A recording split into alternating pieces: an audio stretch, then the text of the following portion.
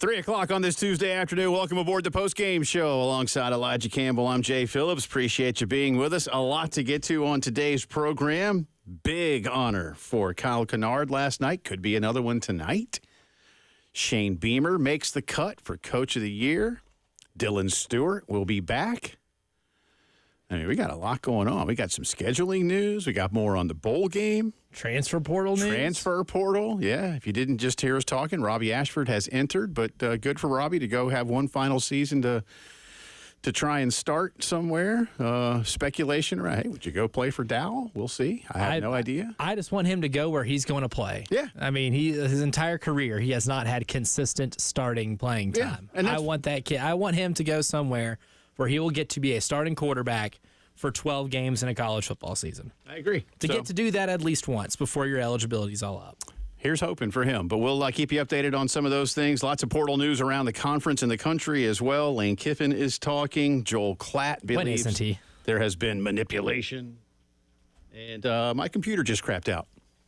Oh, that's great. All live radio right All here. right. Yeah. Technology. I have no idea what just happened, but my computer just went out. I went back and listened to the Joel Klatt thing you mentioned about manipulation, and I was like, We'll discuss. yeah. Yeah, we'll discuss in just a bit. I think it's a Captain Obvious thing. As promised, and this is not going to be the last time.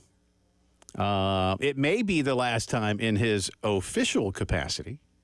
But if it's the last time ever, then I will start to hold it against him and really badmouth the guy. And we don't need any of that because I'm a nice guy and he's a nice guy. He is the athletics director at the University of South Carolina. Coach Ray Tanner joining us for one of his regular visits.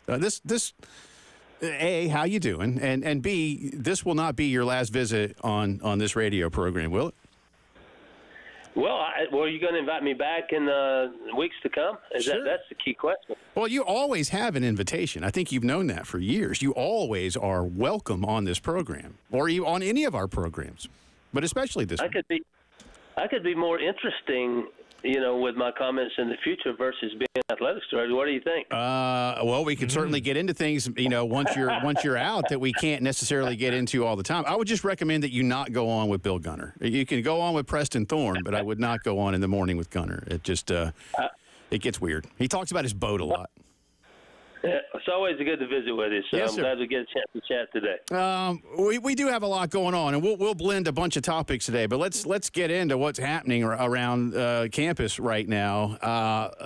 Let's start with how you feel about how this football season has transpired. I won't say roller coaster, really, Coach. Although the first 6 games were 3-3, so a little bit bumpy, and then things just really took off. But rather than me sit here and tell everybody what happened, they know what the record is. They know what the results were. What did Ray Tanner think of all that?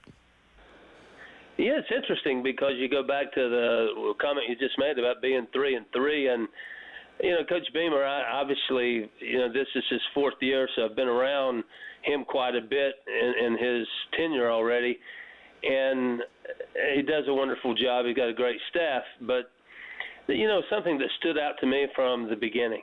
And a lot of people after the first game were like, well, we really didn't do as well as we had hoped. We didn't play great. The score wasn't indicative of what we thought it should be.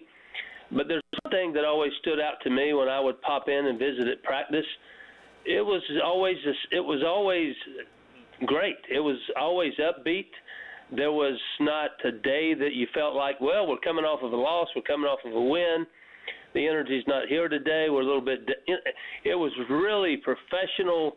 It was consistent. It gave me a good feeling about who we were, and I felt that way at 3-3. But then things started to happen for us. They always say that the game will even out no matter what sport you play. If you respect it, play it the right way, do all the little things, you're going to get your due, and it's going to even out. And from 3-3 to 9-3, that's a heck of a run. And you always go back and say, wow, we could have gotten this game or that game. And 2 pick sixes are good, thing that haunt me for the end of the year here that I'd like to have back. But it's certainly an impressive campaign when you are 3-3 and you run the table like we did. I'm no different than the Gamecock fans that are so passionate. I think we're we're a playoff team. I think we're really good right now. I get the fact that, the committee has to do a tough job. I've served on a similar committee in a different sport. It's not an easy thing, but if you ask me, are we one of the 12 best teams right now playing? I would say we are. Yeah, certainly you could use a metric against us or for us, but I would give you that answer, no question about it. But it's been exciting. I'm so happy. I go in the locker room after the game. I see the players. We got a lot of class young men on that team, a veteran group, great coaching staff, and couldn't be happier. Coach Beamer has already been named USA Today Coach of the Year, and maybe more to come. So that was my vantage point, and I'm excited because it doesn't always work out record-wise. We'd like to have another game or two, but it's hard. It's really hard, especially in our league. And now we're in a premier bowl game, and excited about the opportunity to go play on New Year's Eve against Illinois. And Shane talked a lot about your role in securing that bowl game, and we got some information here at the station yesterday that said maybe you guys were a little nervous about what the conference would do in terms of bowl selection, and that maybe Jacksonville or Nashville was going to be your destination until things turned in your favor positively. And I want to come back around to the bowl, but you bring something up that I was going to get to later, but you've already brought it up, so let me just jump right into it, and that is your role as athletics director in lobbying for this football program with the CFP. We've seen Greg Byrne at Bama have some things to say. We've seen some other coaches and ADs have some things to say. What was your life like that week? And if I may, as a part B for you to answer all of this, how did you feel when your colleague Ward Manuel of Michigan, who chairs this committee, basically said last Tuesday night, a week ago, the teams that are behind Alabama, basically anybody behind number 12, they're not getting in. They got nothing else they can do. So what was your role in all of that, in again, lobbying, if you will, for Carolina football? Well, that's a tough question. I guess to go to your one point about Ward Manuel's comment, I mean, there's angst in that comment. I get it. I have a lot of respect for Ward Manuel and certainly the job that he had as being the chair of the committee. So that's what it is. You just, I don't think we needed to have that conversation. What goes on in the room, I think you still have to address the entirety of a season on its face when you get to the end, because I've been there. And, even though, like I said, I chaired the baseball committee for a couple of years, and you have metrics galore. You also have, what do you see? And who do you want to play, who do you not want to play, and who is the best right now. So I think that should come back into play, and I'm sure that it did to a certain extent. But, we're not in. We're moving on, and we're looking forward to going down and playing in the bowl game in Orlando. And so you ask about my role. I don't, as you know, I don't in the public too much. I don't say a lot of things to be quotable. I don't like to be in the D1 ticker. I just do it a different way. But, Jay, you know me. I'm not quiet either. So I make sure that I represent who I am and our program. And I did that. Did it make any difference? I'm not sure it did or not. But I would be remiss personally if I didn't do it. And so I had conversations with everybody under the sun, in the time leading up to the bowl selection to see where we felt. The process. The Citrus gets the pick, and then the pool of 6 is decided by the SEC. So we were in a great position. Why? Because of, honestly, probably every bowl person, CEO that we all talked about that were possibilities and where we were, and people in the SEC office. I was tireless, somewhat probably annoying and aggravating, making phone calls and having contacts. But the reason that we're in the Citrus is because of the team that we have, our coach, Shane Beamer, our coaching staff, and the players that did a wonderful job, and the fan base that these bowl people know about. I think all those factors play into it. Wasn't anything I did, but I certainly didn't hesitate to make them aware in case they missed something along the way. I want to circle back to Coach Beamer too, Ray, and because after the Clemson win, that gave him the most wins of any Gamecock head coach after the first 4 years in program history. Obviously, there's been a good level of success, and not just this year, but when you first were talking to Shane about this job opening, this was a pivotal hire that you had to make. What about his vision then that he discussed with you in these early talks about the program that he had is starting to come to fruition now that you've seen it 4 years in? Oh, I go back to our initial interview, and Chance Miller was with me at the time. As you know, he's the athletics director down at Coastal now, and he was. We actually met in Atlanta. He was so well prepared. He actually provided an iPad for each of us to follow along with his presentation. And interviews are what they are for me. I mean, they count, they're important, but it's not the all end all. I think you have to look beyond the surface of an interview. And, you know, obviously Shane was here during the Coach Spurrier era. We knew him well. We followed his career. The lineage was there. I really believed in him as a person, as a coach, and his future.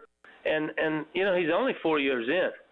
So I expect it to be a very long runway for him, and he works at it tirelessly. He's a great family man. He balances work life better than anybody I've ever seen in my life, and he's so good at what he does and so genuine, and it's evident. And only in his fourth year, I say only, that's still somewhat young in a coaching tenure. But certainly I believe in the runway that he's going to have is going to be really special. But, you know, everything's in place. He does it the right way.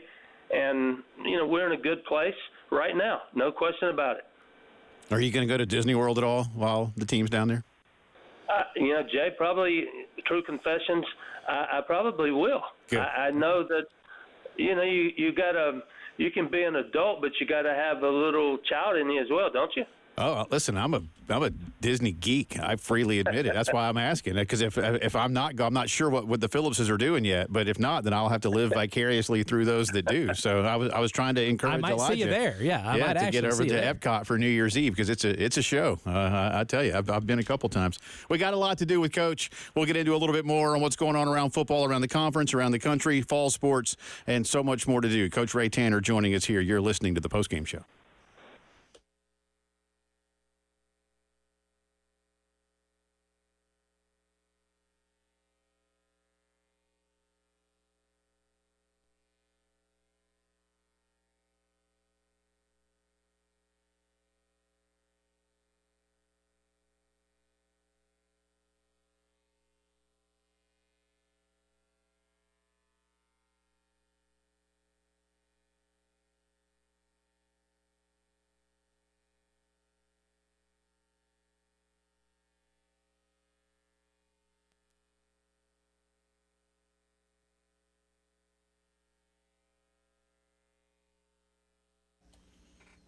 The holiday season is here, and Prize Picks, just like anybody else, is offering some fantastic deals, but they're offering the best in terms of all daily fantasy sports because they're America's #1 daily fantasy sports app. Make your holidays bigger and better, brighter with Prize Picks, the best place to get real money action while watching your favorite sports. I've been telling you all season long how with Prize Picks you can win up to 100 times your cash when all you got to do is pick more or less on at least 2 players for that shot. Well, with their Picksmas promotion, you can now win up to 200 times your cash, right? Join now because the holiday season Prize Picks is giving away 2 free picks in December, and they're giving away $30+ million in rewards during Pickmas. Again, I tell you all the time, Jalen Hurts more on rushing touchdowns is easy money. And then with goalies, it's a whole lot easier just to go less because they haven't caught up to all the other action in hockey. So Vitek Vanacek from San Jose, go less on 30.5 saves. Prize Picks, run your game.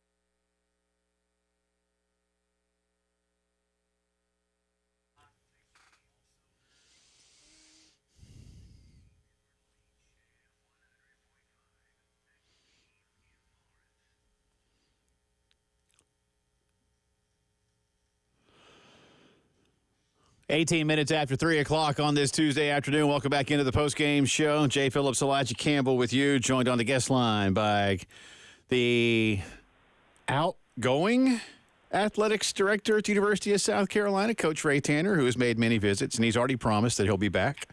And he's going to tell colorful stories that won't get him in trouble with his peers or the board or Dr. Amarides or anybody else. Well, he didn't really promise those things. That's just me kind of expounding upon what I thought was there. I don't want to bury the lead, and we will not, wax nostalgically with you too much. But there is an incoming athletics director. His name is Jeremiah Donati. I don't know what role you played in any of that process, but I'm sure you guys have had a chance to meet and discuss, and he was very up front in saying what I am taking over is not a fixer-upper. I would just like your thoughts on what you have taken from Jeremiah as I said in my tweet about having you on, as you pass that AD baton. Interesting, Jeremiah and I had never met. Now we have a common close friend, ironically, so I felt like I knew him a little bit, and he felt the same way, so we did have a chance to visit when he was here. And then last night, I think we were on the phone for over an hour going over a lot of things that he will transition into when he gets here, the 1st of January. But I do think he's a tremendous hire, a person that is been through a lot in a short period of time. And Chris Del Conte was his mentor, who's the AD at University of Texas now. And I think that what he brings with his ability from an external side, and certainly has a law degree as well, at a program like TCU has been successful. So I think it is a tremendous hire by Dr. Amarides, and will be an asset to the university once he gets here. And and I will certainly be available if there's some things I can help him with. He is coming, from a place that he doesn't have any roots here, and I'll be more than happy to do that. But certainly he will become the athletics director. I'll assume another role, but I'll be available. But I'm excited for him. I know he's got tremendous energy about getting here and getting underway, and that's what led to a long phone call last night that we just went from one thing to another. But looking forward to having him here.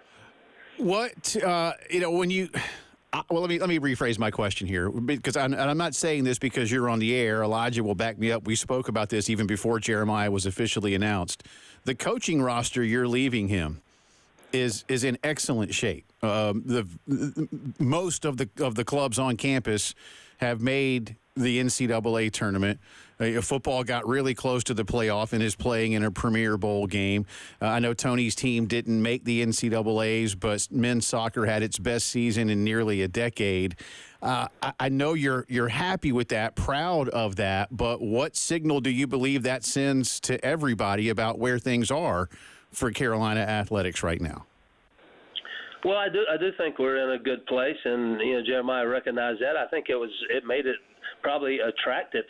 He has been a young athletics director in my mind that had been sought by some other schools too, but to be able to come into the SEC at a place like ours that is not a fixer-upper. We are in a good place. It gives him an opportunity to come in and focus on the things that are going to be critical in the next few years. When you talk about revenue share and NIL still going to exist, but it's not like he has to make a lot of coaching changes right away and address some things that could be problems at other schools. So I think it is a little bit of an advantage for him, and it's a tribute to the coaches that we have here, the administrators, and the people that I get to work with, that we are in a good place, and I think that it will help him once he gets here.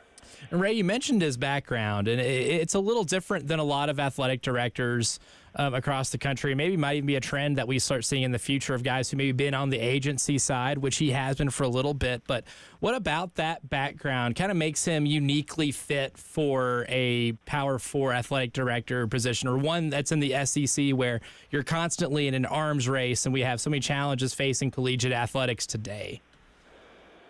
Well, I think that certainly there's some reasons for his talents to kick in at that point. We were discussing a contract last night about one of our coaches, and he made a comment that was more like a lawyer comment versus an athletics director or a coach comment.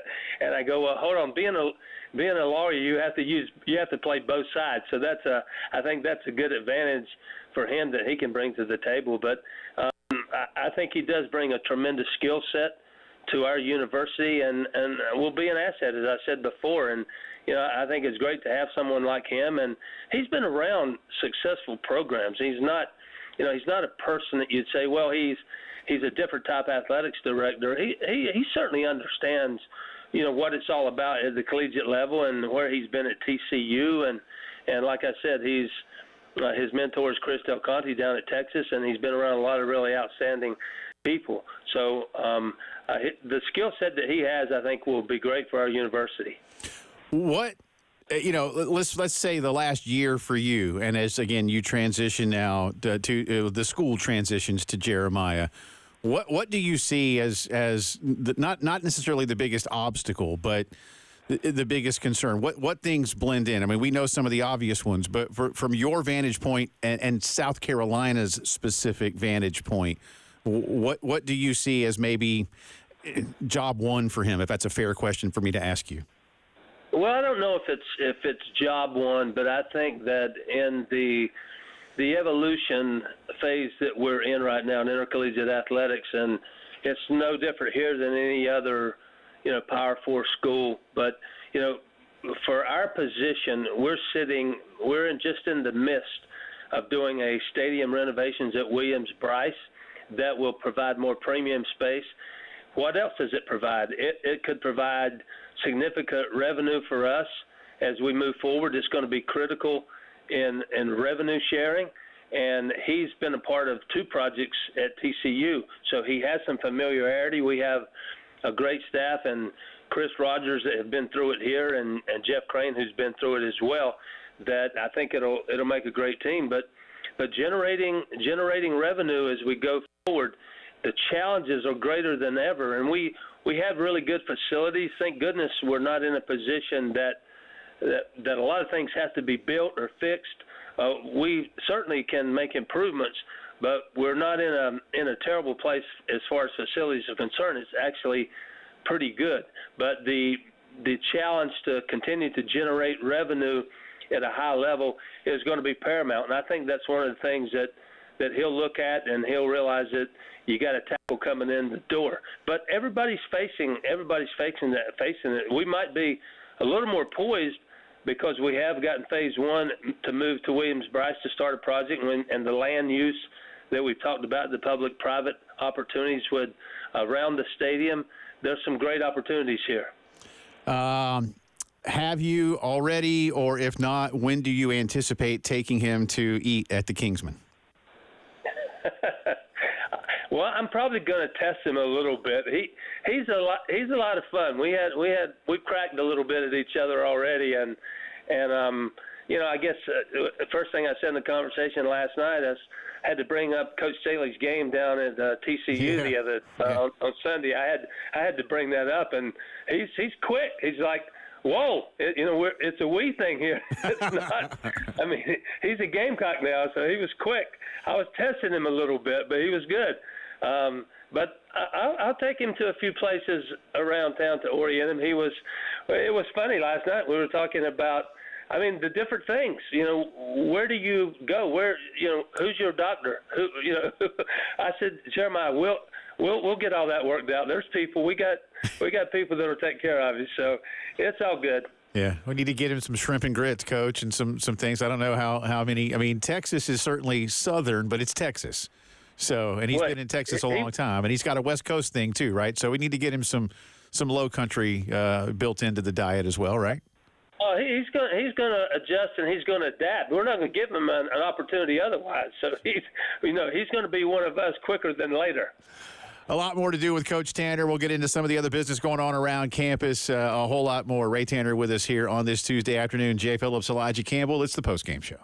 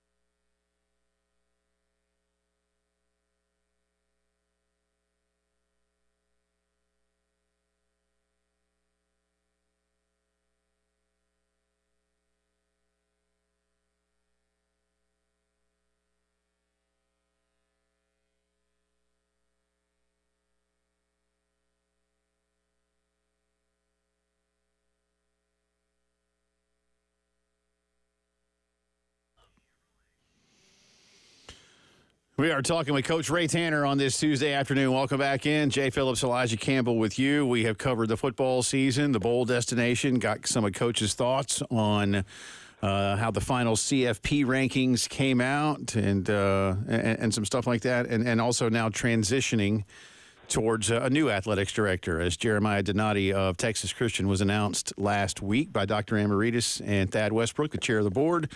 And Jeremiah will begin his job as AD coming up at the first of the year. And I know, Elijah, you got a few other things that kind of continue on that vein. Yeah, certainly. And Ray, I think you know better than almost anybody else that, in the SEC, things are won on the field, but to prepare yourself to win things on the field or on the court, you have to be really competitive in a fundraising and an NIL space. And with the law that was passed this year and everything that we've been discussing since you come on this show with us, how do you kind of feel about the infrastructure of the athletic department and the NIL space that he is inheriting coming into the job?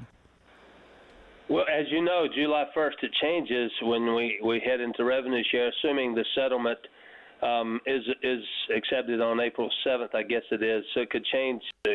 But this past year, with our Gamecock Club situated as we have, a credit to our staff and Wayne Hyde and the Gamecock Club staff.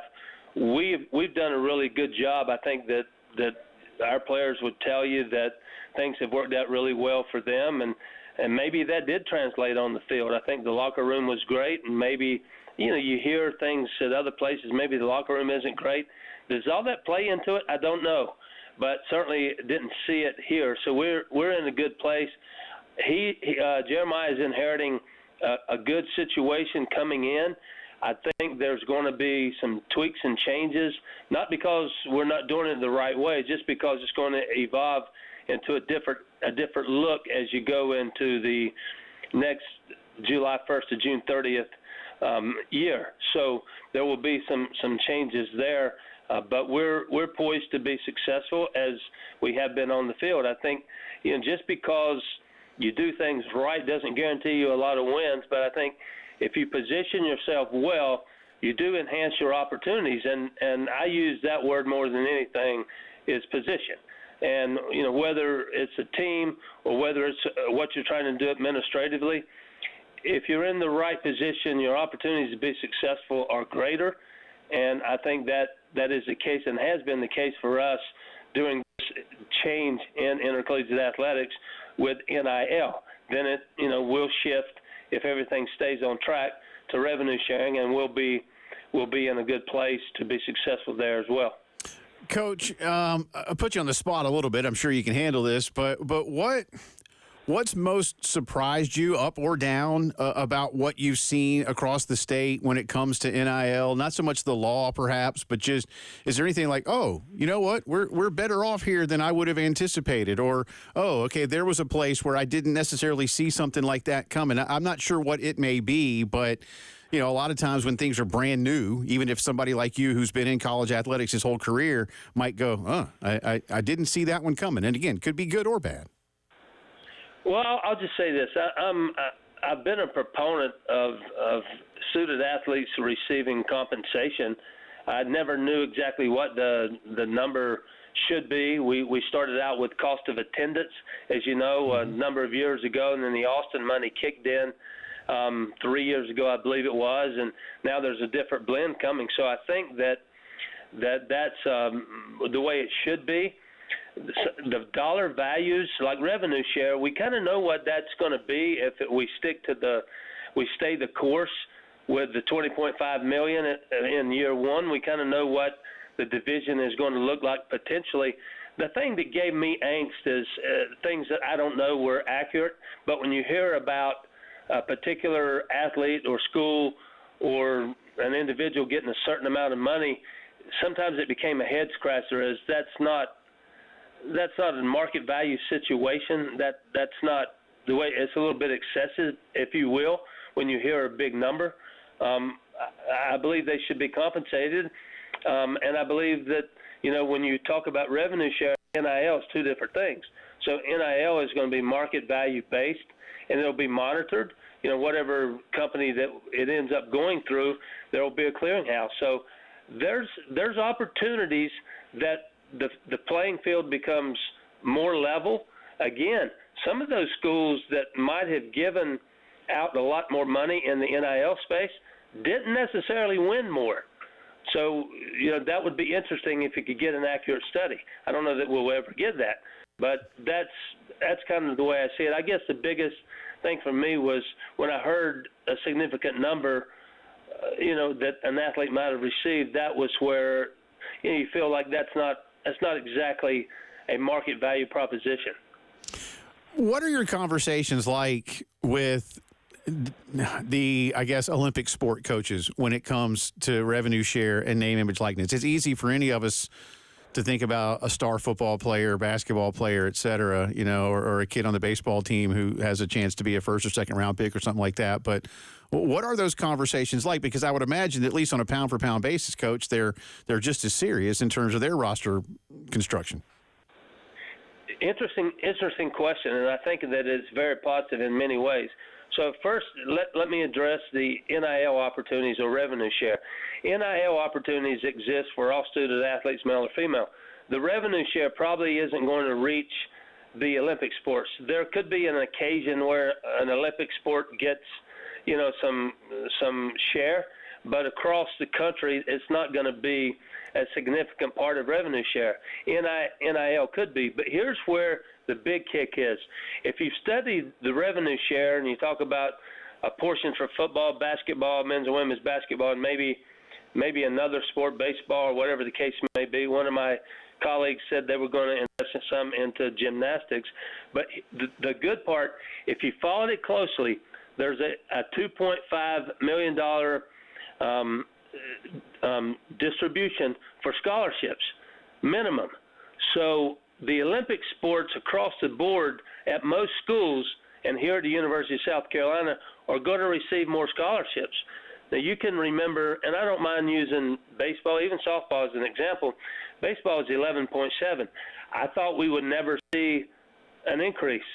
Well, it's going to be increased significantly, how many scholarships they get. And softball as well. And other sports are going to fall in there and get the opportunities too. I think every sport that we offer right now will receive some scholarship increase with this new scholarship cap. So that's a good thing. They might not be getting the dollars, but they're going to get more scholarships to recruit with.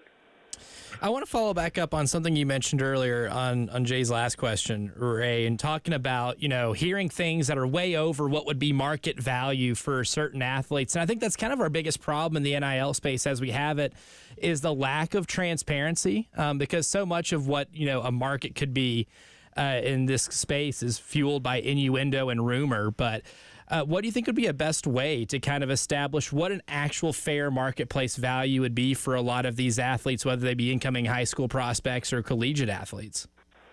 Well, that's where the clearinghouse comes into effect. Whoever that entity may be, and I'll just throw out two names that I know about. Not necessarily it'll be either one of these in our case, but you're talking about Deloitte or PricewaterhouseCoopers, whoever monitors that. They have the expertise, the professionalism, and all the components and data points that they need to determine that. So you do level the playing field once again. That somebody gets, we only get $300,000 for making an appearance. That's not going to work. That's not going to be approved. So it's going to be a market-based opportunity that, again, puts it in perspective.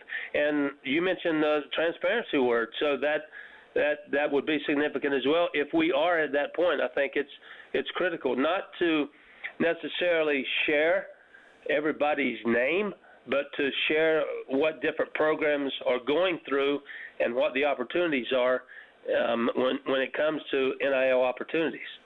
We got more to do with Coach Ray Tanner here on this final visit of his as the athletics director at the University of South Carolina. So more to do with Coach when the postgame show returns.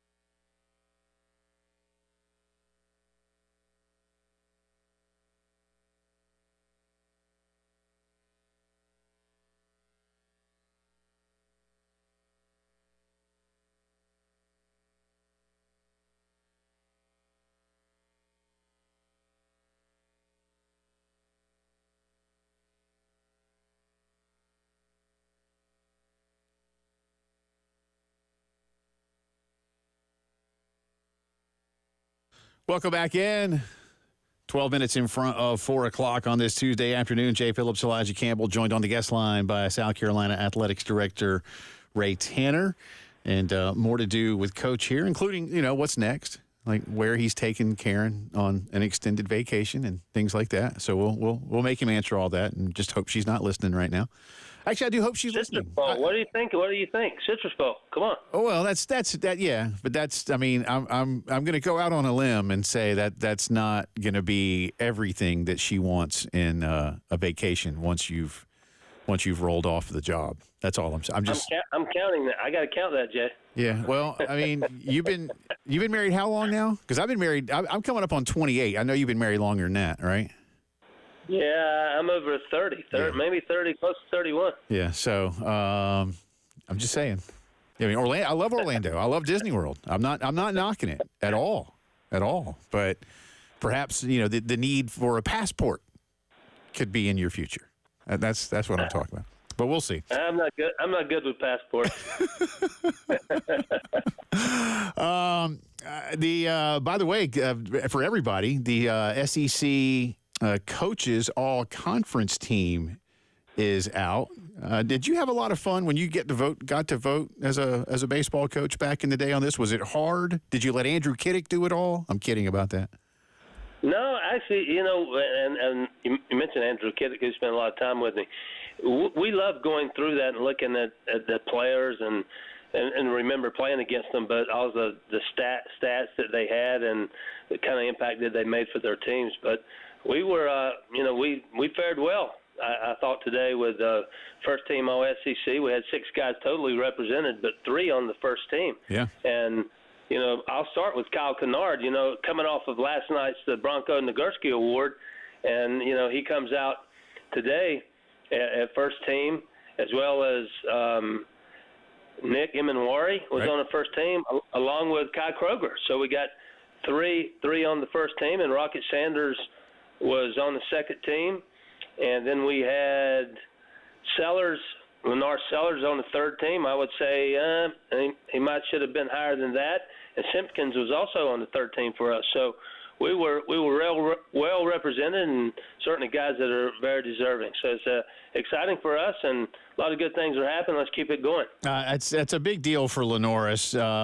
First team quarterback, by the way, was Jackson Dart. Second team quarterback was Quinn Ewers. So I certainly see where Lenoris fits in that, but that's a pretty big deal, Coach, that he's third team at this point, considering some of the quarterbacks in this league: Jalen Milroe, Nico Iamaleava, Garrett Nussmeier, Carson Beck.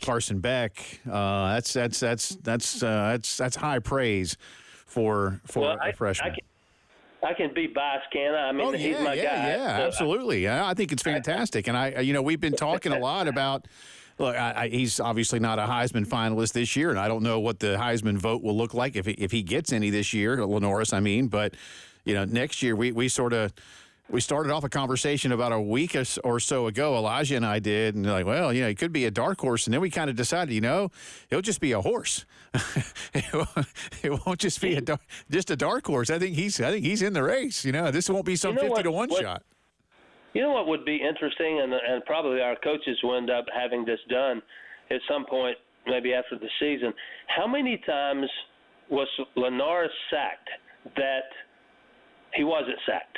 Right. That you would look and you go, well, he just took a sack. Oh no, he got out of it. Here he comes down the middle around the end. It was incredible the number of times it looked like he was going to be in the backfield for a loss that he pulled the Houdini act and turned out with a positive run. It was incredible to me. It double digits, I would say, just off the top of my head. So, but I'm sure somebody down there, somebody on the analytics team on Shane's staff knows exactly how many times. He has forced 44 missed tackles this year per PFF. Well, there's that, Coach. So. Ooh, he's hard to bring down. That's solid double digits right there.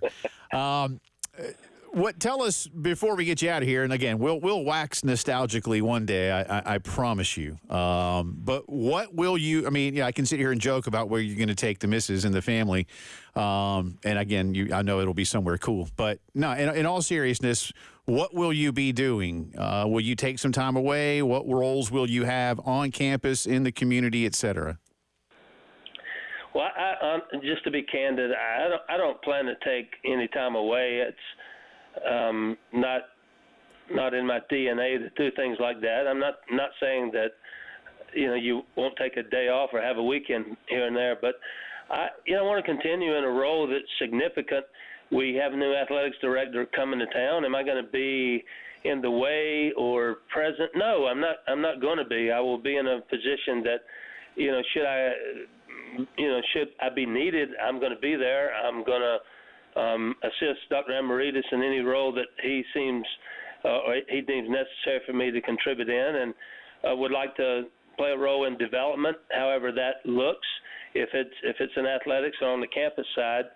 So there's a lot of different ways that I see that I will be working, but I'm grateful, I'm humbled that I've been here as long as I have. I think 29 plus years now, in year 29, and I'm going to continue to work for a great university in a capacity and doing something that I truly cherish. And again, I don't take a day for granted, and I get the opportunity to continue to be a part of it all.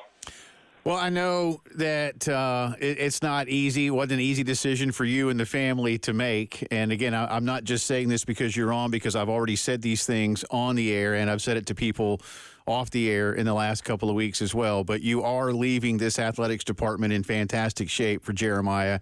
I know there's a lot of bumps in the road that we all have in life, no matter what. And there's nothing that any of us can do to always overcome every obstacle that we're faced with. But when you consider all the things that have happened during your tenure, including a global pandemic and the most massive shift in college athletics that we've ever seen, Jeremiah is right. This is not a fixer-upper. And for those of us who went to the university, who've grown up loving the university, and for those of us who are new to it and wanted to see it succeed, thank you, Coach, because you really, in the grand scheme, you've done a lot for the University of South Carolina. Well, thank you, Jay. I appreciate you saying that. I'm honored and humbled that I had a chance to work here for so long and continue in another capacity. And I do believe that, from my vantage point, that Dr. Amaritas has hired a tremendous person in Jeremiah Donati that will do extremely well here, be received that way, and will continue to move forward and advance, and hopefully we'll continue success and progress in big ways and continue to evolve in a delightful way in intercollegiate athletics. The challenges are great, but the opportunities are there as well. Appreciate you as always. Merry Christmas to the family. We'll talk soon, all right? All right, thank you, guys. Thank you, Coach. That's Coach Ray Tanner. This is the Postgame Show. Right now, about our good friends at Integrated Media. I saw the boys at the new Pro Swing today, Elijah. This place is going to be You talked it up. Awesome. You talked it up today. Listen, I've had so much fun piqued my interest. at the OG Pro Swing out in Chapin, again, next to world headquarters of Integrated Media. This one is bigger. It's closer to where I live. It's only about 3 or 4 minutes from my house. That's the best part. Which is fantastic. It's gonna be so awesome. I'm gonna hit you up for rides. This new Pro Swing. It's gonna be next to Bonefish on Forest Drive, just down from Trader Joe's, that part of town. For those of you that know it, it's gonna be fantastic. Opening up in just a couple of weeks, and it's gonna be great. And listen, that's just part of what they do. Of course, all your home theater and so much more, especially this time of year. 803-948-8327. Call my very good friends at Integrated Media and Pro Swing.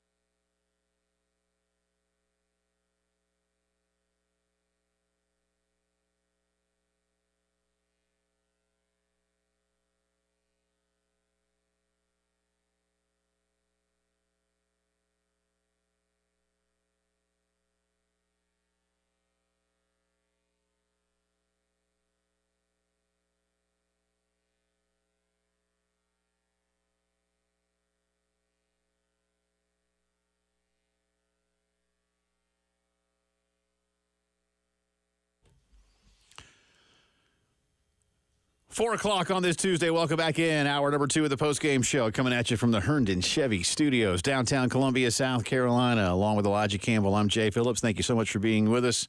What a fun interview with Coach Ray Tanner. Look, I'm not going to sit here and get all sappy or sad. I have known Coach a long time. He's been very good to us here at the station and on our program for many, many, many years, and it is appreciated.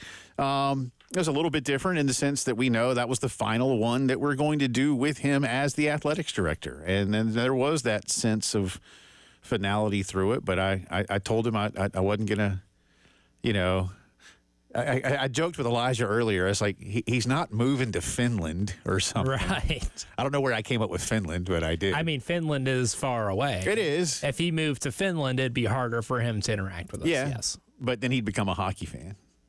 I mean, that sounds like a lot of fun, actually. Yeah. I'd be more than happy to introduce him to the best Finnish goalies that play in the NHL.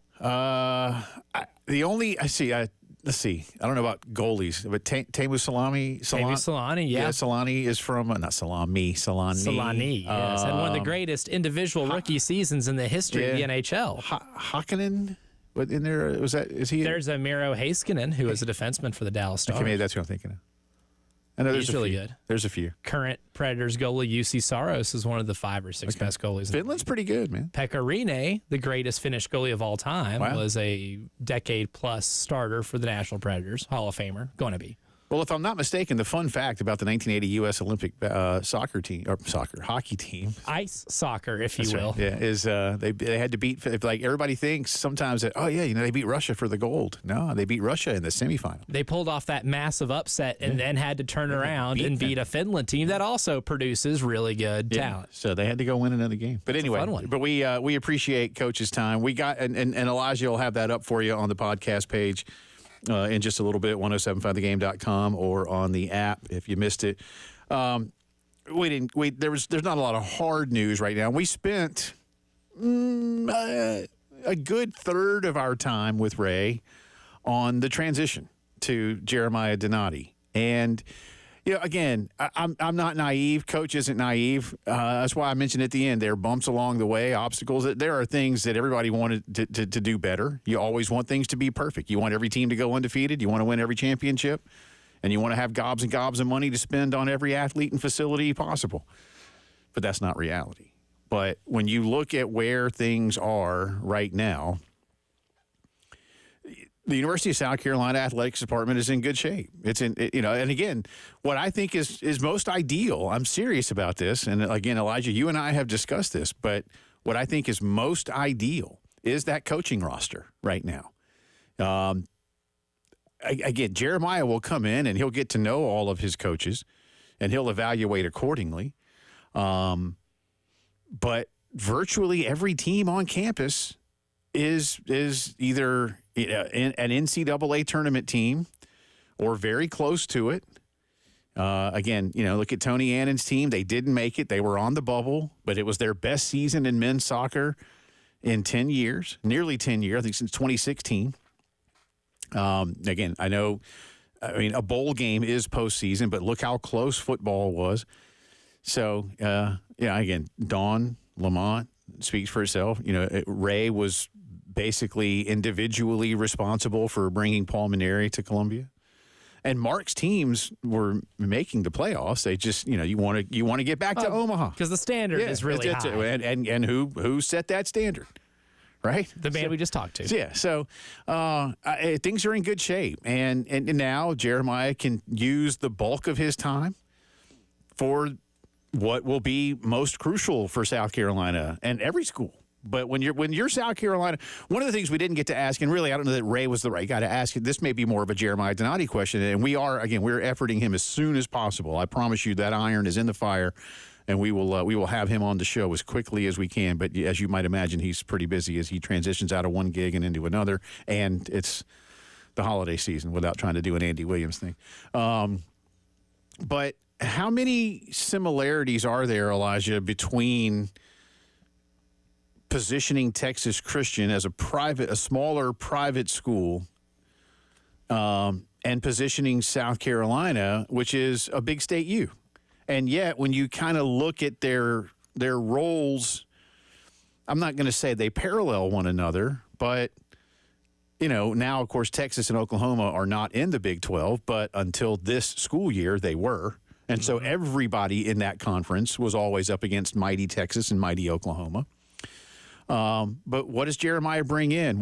Carolina, this is not always a bad thing, but in a lot of things, South Carolina is kind of in that middle tier of the Southeastern Conference. And the University of South Carolina, and I mean this as an all-encompassing thing, not just an athletics department, you're not going to be Florida because you're not Florida. You're not going to be Texas because you're not Texas. You're not going to be Georgia because you're not Georgia.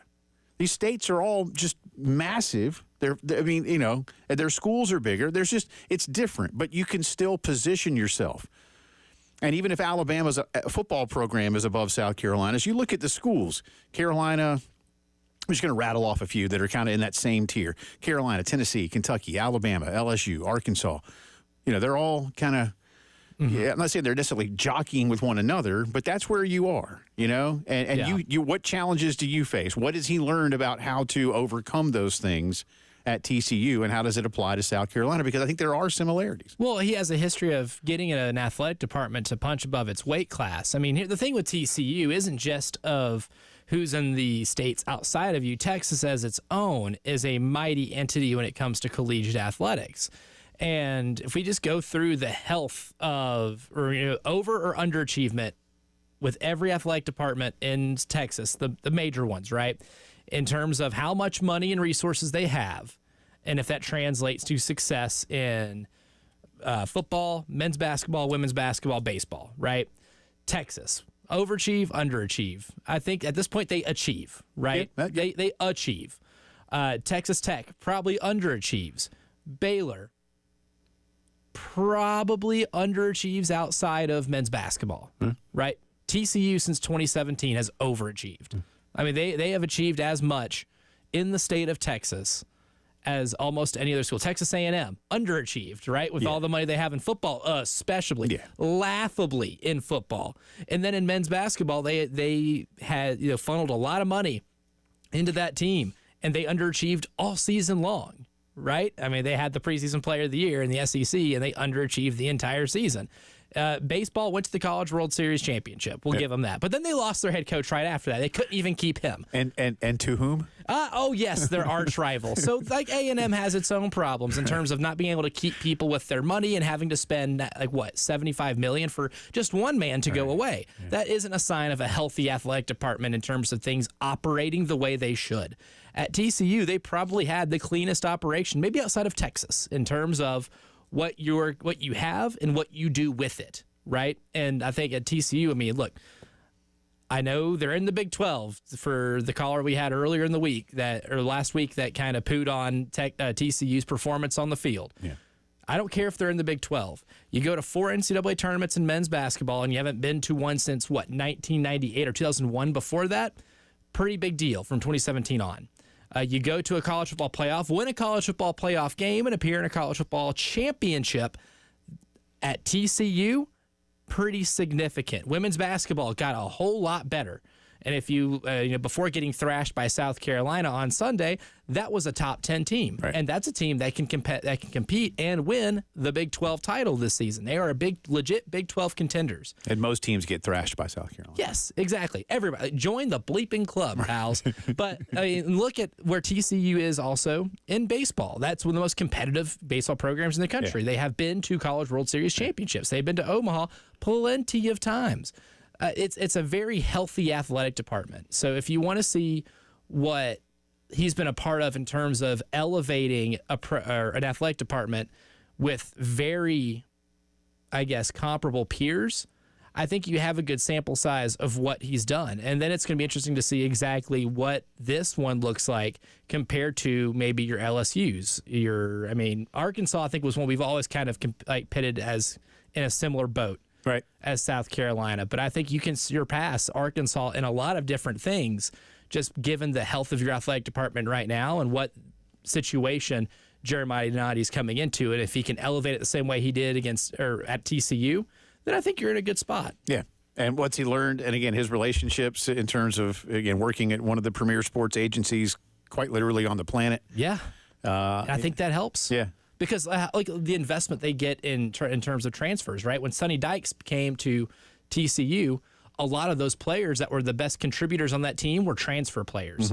It costs money to bring in transfer talent. This women's basketball team that has been turned into a top 10 team. Sedona Prince is a player who played at Oregon with Sabrina Ionescu. So, she's been in college basketball for 10 years. She knows the market better than anybody else, but you're able to bring her in. Haley Van Lith, a highly prolific college basketball transfer. You're able to bring her in. The TCU men's basketball team that took Arizona, the 1 seed, to overtime and really should have beaten them a few years ago, almost entirely made up of transfers, players that you have to invest to be able to bring into the program that have had success elsewhere.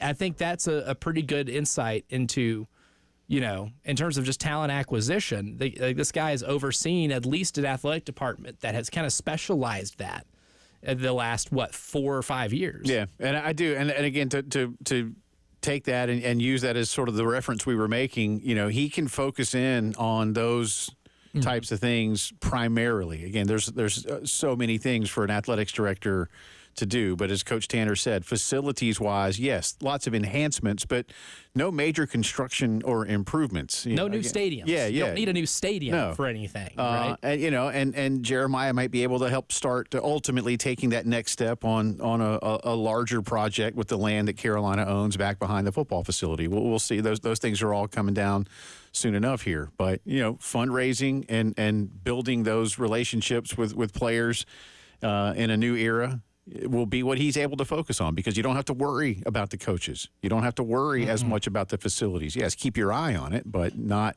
coming in and saying, boy, that's broken, this doesn't work, what the heck y'all been doing around here? That's not what he's coming into. And that's a testament to what Ray's been doing the last couple of years, especially coming out of a pandemic. I know everybody came out of it. But it set a lot of athletic departments back more than it propelled them forward. It did. And that's not been the case here in Columbia. 803-404-6100. Come back on the other side of the break. Lane Kiffin is at it again. When is he not? I'll say this, though. I'm not going to say I agree with him, but do I disagree with him? We'll get into that and more when the postgame show returns.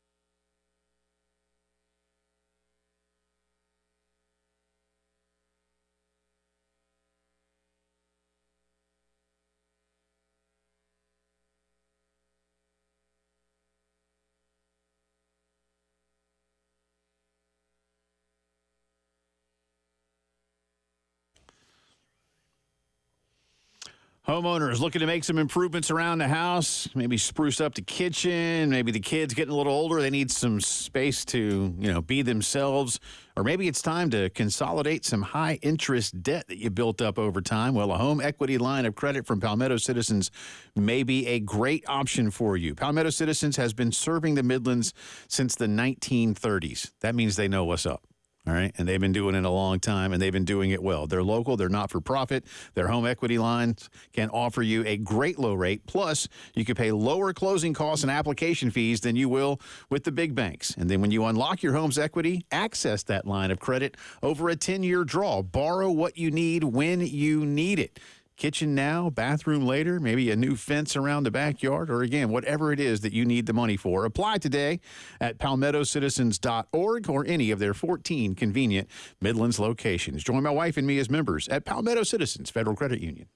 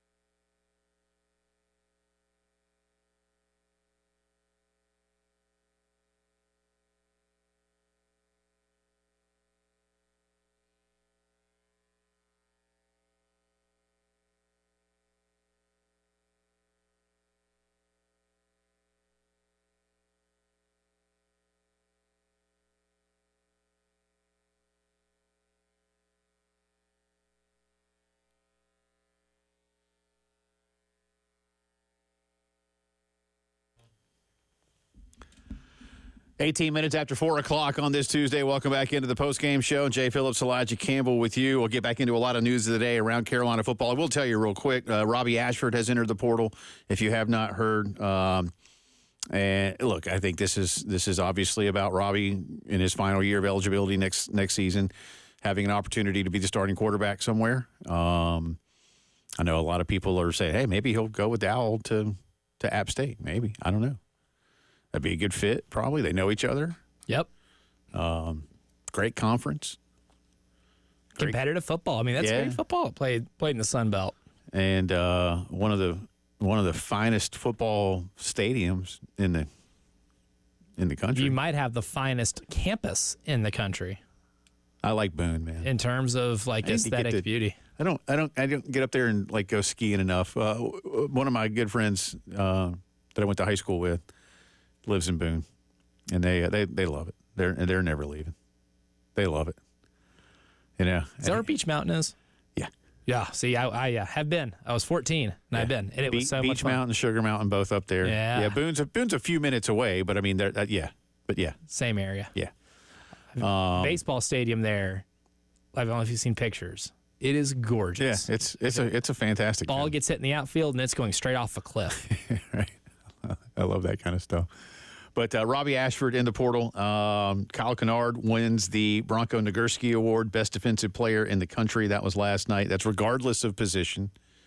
Tonight is what's he up for tonight?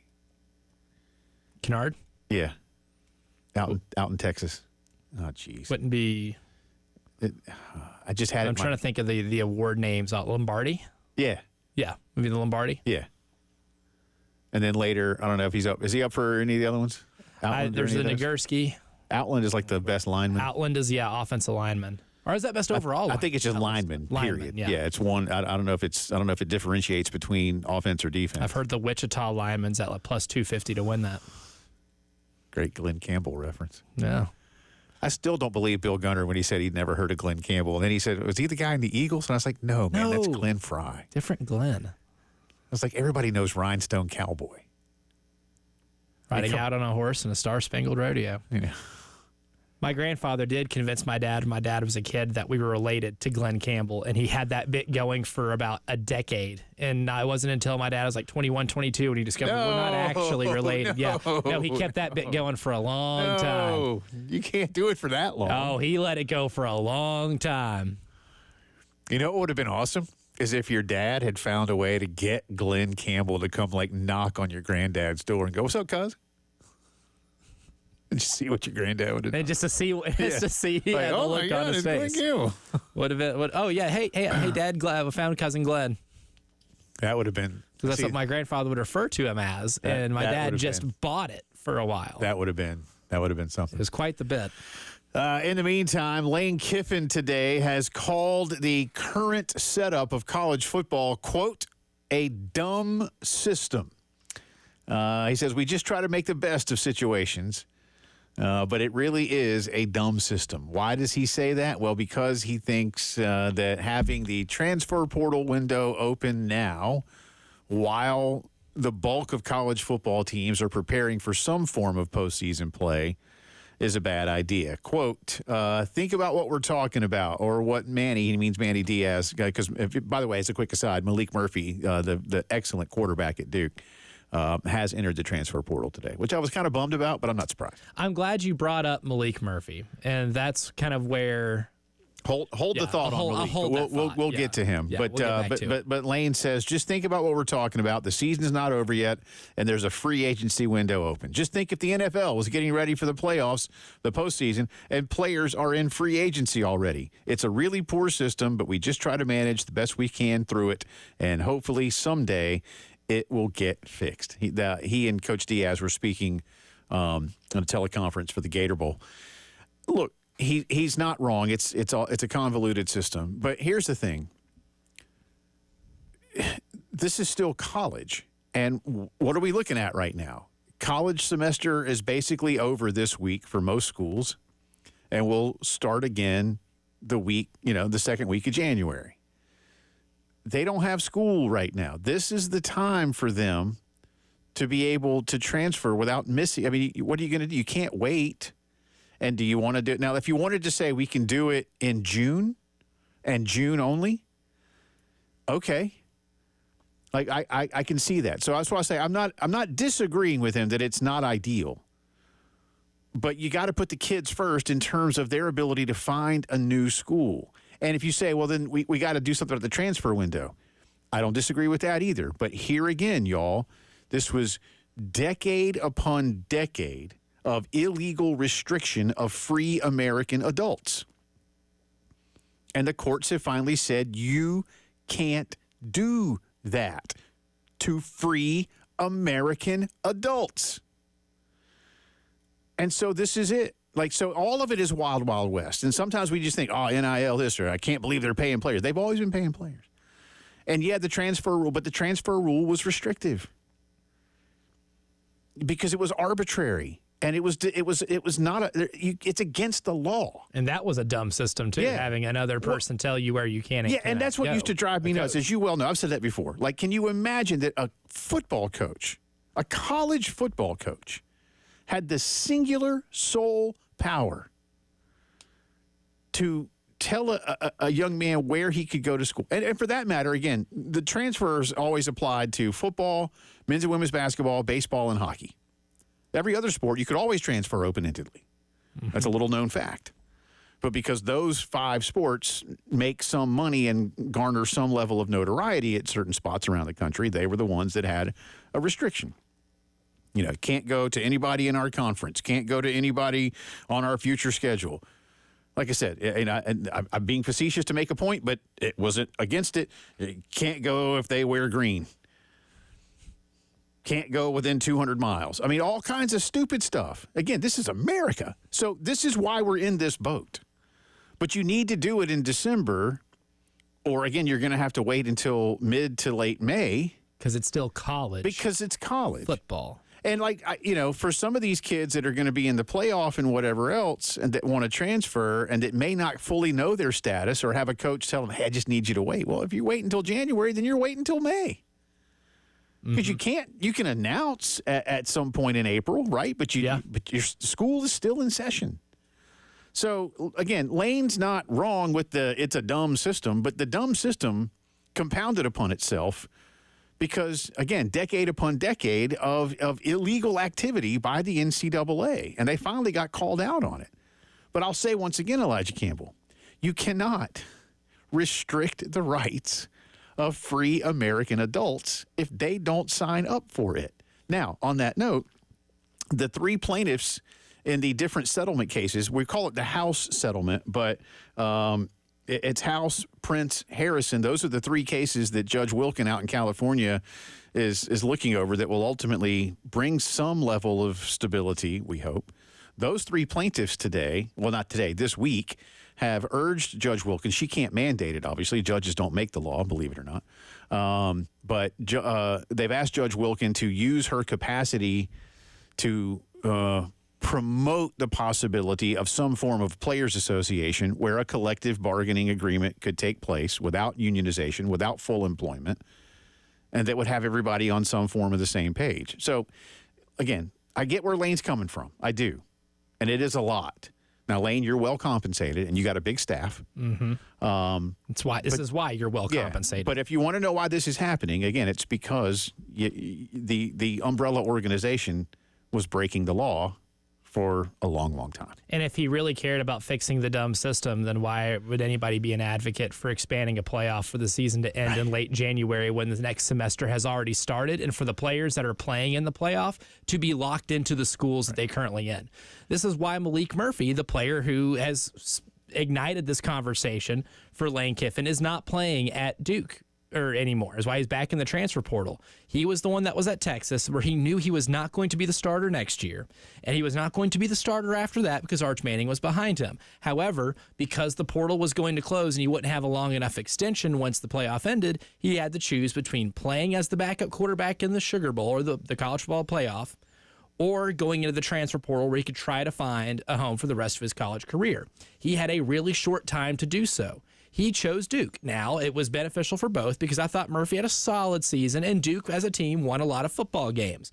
But clearly it's not the best fit for him because he's back in the transfer portal. He didn't have a lot of time to be able to make a decision that would accurately fulfill his needs as a player and as a person, right? He had fewer time than anybody else that was in said transfer portal to make a decision for their college career. And as a result of that, he is back into the transfer portal. But it's only going to get worse because now we are extending the season like well into January when the semester's already started for other players. Like we are going to like the championship game is January 20th. Yeah. And if you're playing for, let's say it's Georgia and Oregon that are in the championship, you're playing for one of those two teams, and you're someone like Gunnar Stockton. Let's say Carson Beck miraculously gets another UCL and is able to play. It's like, wow, well, I put on some good tape. I know some people want me to start for them next year. You got to choose. You play in the national championship game, or do you commit to Georgia for another year? Right. Or maybe you can get back in you can get back into the second window, and then maybe get to play for somebody in the fall. But then, of course, every coach wants you to play in the spring. Every single one. Yeah. That's no secret. Like, yes, there's another. And that's another reason it's now, right? Like they want it, the spring. The season starts. Yes. The next season starts now unless you're in the playoff. Like I get there's another transfer portal window, and yes, I get it, and it's necessary for this reason. But at the same time, every college football coach in America, if you're going to play on their football team, they prefer to have you there for those spring practices, or else you are cramming an offense or a defense, whatever it is, into the span of just a small, select few practices before you get into the season. 803-404-6100. Come back on the other side. Once again, the all SEC coaches team has been announced. We'll get into that for you and more reactions around what's going on with the college football playoff. Was there manipulation? One national analyst is convinced the answer is yes. You're listening to the Postgame Show.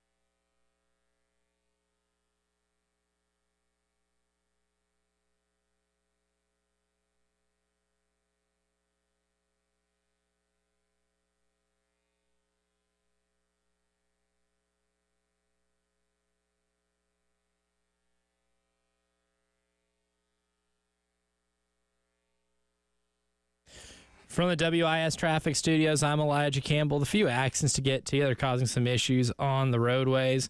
We'll start with one on Clemson Road at Sparkleberry Lane, one on Fairway Drive near Wellbrook Road and at Willoughby Street.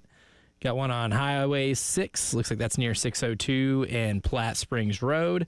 An object on the roadway is causing some traffic backup on Longs Pond Road at I-20, and an accident report on St. Andrews Road at Tram Road, as well as one on US 378 near I-26, and on US 176 at Broad River Road at Beatty Road.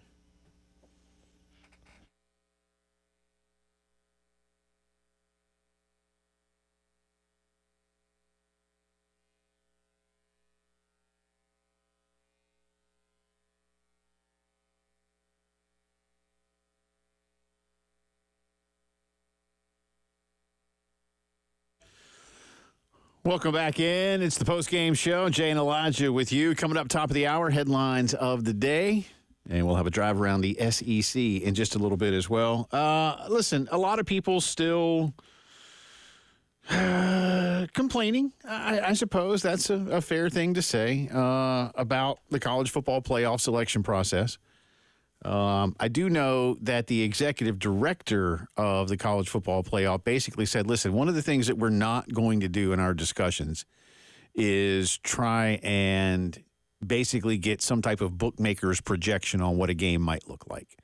And that's fine. I got no problem with that. But at the same time, maybe some of that should come into play. Maybe it shouldn't. It's a little too subjective, I realize. At the same time, though, Joel Klatt, who is Fox Sports' lead college football analyst, he works with Gus Johnson on their Game of the Week. Does this have this in its entirety? Should I just let the quote speak for itself and then we'll come back? All right, let's do it. I'd rather do that. So here's Joel Klatt on, I suppose, what he thinks on SMU in over Alabama. I do believe that they manipulated what their process actually is to get SMU in this playoff. They put them in at 11, which is one spot higher than the team that actually beat them, which also doesn't make any sense whatsoever, but that's what they gave us. It's an artificial floor. They're pulling the levers here of power in order to create something that probably wasn't going to be created if they did it right.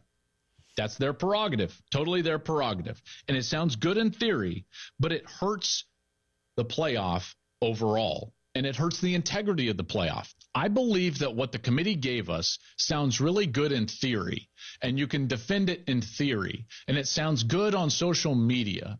And in a lot of ways, they kind of played to the masses. Let them eat cake, because the sentiment was on SMU's side. It really was. And Again, I don't disagree with that, other than the factor that you have to manipulate it to make it happen. So once they wanted to keep SMU in, I think they wanted to keep value conference championship games. And one of the reasons that they wanted to value conference championship games is to keep SMU in the college football playoff. I believe that they were swayed by sentiment. I believe that they were swayed by the fact that the ACC got absolutely jobbed last year with Florida State being undefeated and left out. And they thought to themselves, like, we can't do that again for the same team that we did it last year in Alabama. When you artificially weight those games, those conference championship games, even though now more than ever, it really matters more about what your schedule is rather than if you're actually the better team or not, you're going down a precarious road. You really are. And when you pull those levers and you get into this language of deserving rather than best, there is a cost, and there is a deep cost. And it might be unintended, but it is an unintended cost. And the cost of that is put onto the shoulders of the teams that actually earned their way to the top. He raises a lot of fine points. I don't agree with everything he just said, but I'm actually kind of confused at his point. yeah, I think he meets at cross purposes. Listen, again, last year, for instance, let's take his point about Florida State last year. There's a lot of belief around the country that they got jobbed. I get it. He also talks about the best, and as I've said, now again, these are all subjective opinions, right? Mm-hmm. I still believe Georgia was the best team in the country last season. They moved them to 6. because of the transitive property of sport. This year, if Alabama and SMU are paired against one another on a neutral field, Alabama is favored by 10? Oh, I don't even know. I don't know. 7.5. Okay. I mean, but they're favored. Favored, They're favored. right? Okay, Yeah. favored. Semantics. And I've seen some people pushing back on Joel. Hey, Joel, Alabama was favored to beat Vanderbilt. By 21 points. Hey, Joel, Alabama was favored to beat Oklahoma. By 14.5 points. So, they didn't. And so I get both sides because I do think it's and Vegas is really good at what they do when they make a book, What would the FPI have to say about it, in those games? Mm-hmm. They'd give Alabama, Alabama probably, I don't know, I never looked. I would imagine that Alabama's FPI against Vanderbilt was probably like 90-something%. Mm-hmm. Right? Probably 70-something% against Oklahoma, just based on how I have looked at some of those for other schools and other similar matchups. And we look at them every week. But did they manipulate their process? I don't see any evidence of that. Now listen, you don't have to agree with someone's explanation. Mm-hmm. But for those of you who missed it last week, again, Elijah was ahead of the curve of both Ward Manuel on Sunday afternoon and Ari Wasserman on his show yesterday when it came to explaining how, like it or not, strength of schedule was applied. And at first, a lot of us maybe just didn't want to hear that until you stop and take a deep breath and listen to it. But it was. Again, there were a lot of teams, including a couple of teams from the Southeastern Conference, that were not in the playoff discussion with 3 losses. And, several other teams, BYU was not in the playoff discussion as a 10-win team. They were a tiebreaker away from getting to participate in that conference title game. Carolina and Alabama and Ole Miss, and especially Alabama, since they're the one that Joel is talking about, their strength of schedule was used in their benefit. But at the same time, too, and again, this is where I don't want to sound naive, and we talked about this for years, these people are being subjective, and they are putting on a television show. Now, I wouldn't disagree if anybody said, would you rather watch Alabama than SMU? Yeah. Your casual average I get it. fan would absolutely pick Alabama, which is why I have a hard time believing it was manipulated to do something against their best interest. Right. That's what I'm saying. I just don't see any evidence to suggest that they went against. Look, I think from year to year, this committee has, and this is a brand new precedent. So really, did they go against anything, or are they setting precedent that can be followed and broken? And the answer, I think, to the latter is yes and yes. They can be followed and it can be broken. Plus, we're only going to be at 12 for one more season. Yeah, because they're going to expand this. They're going to go, and again, I would just urge them to go straight to 16, but that's another topic for another day. So I just, is it sentiment, Elijah? I mean, I don't. Again, humans have feelings, and we're asking humans to do this. Remember, the reason we have humans in a 4-team playoff is because people got tired of the computers in a 2-team playoff. Mm-hmm. And now we have humans in a 12-team playoff. Do we want to go to computers in a 16 and see what happens? I don't know what will happen. What computer do we use? Do we use them all and then do some math? Is there somebody at MIT that could come up with a better one? And here's the thing that I struggle to understand with Joel's just point. Let Google AI do it or whatever the heck. Is that he's saying they manipulated it to get a certain result, even though that result would probably run counter to the best business decision made for a made-for-TV product, which would be keeping Alabama out in exchange for SMU. If you want ratings and the stuff you really care about, you would keep Alabama in. But I think the one thing he's ignoring is that we were getting mad at the committee for not lying. Because what did they say going into conference championship game? You can't get punished for playing in a conference title game. SMU didn't get punished for playing in a conference title game and already being in the picture, and people are mad. Right. I think that's one thing that's kind of being overlooked is that they said they were going to do something. They did it. They stuck to a principle, right or wrong or not, and they still did it. Imagine how bad a look. It would be a significantly worse look to fall back on that promise because of the potential amount of dollar signs that you saw ahead of them. Yeah. I don't agree with going into that weekend and saying that you can't get dropped out or you can't move up because of results on championship weekend, because that is an extra data point. Sorry, Coach Beamer. Yeah. That is an extra data point Well, that can be provided to your resume. But at the same time, if you're going to say it, you better do it. Right. And you would be stepping in it stepping knee high in it if you were to backtrack on that only because of certain brand biases and opportunities. Feels like they may have done more manipulating if they had found Yes. a way to put Alabama. Exactly. in. It would have been Based on what they 1,000% said they were doing. manipulation. We'll come back on the other side. I'm not as big a basketball guy as Elijah is, but could a pretty big name get traded? Like, for real? Like, big name. We'll discuss when the postgame show returns.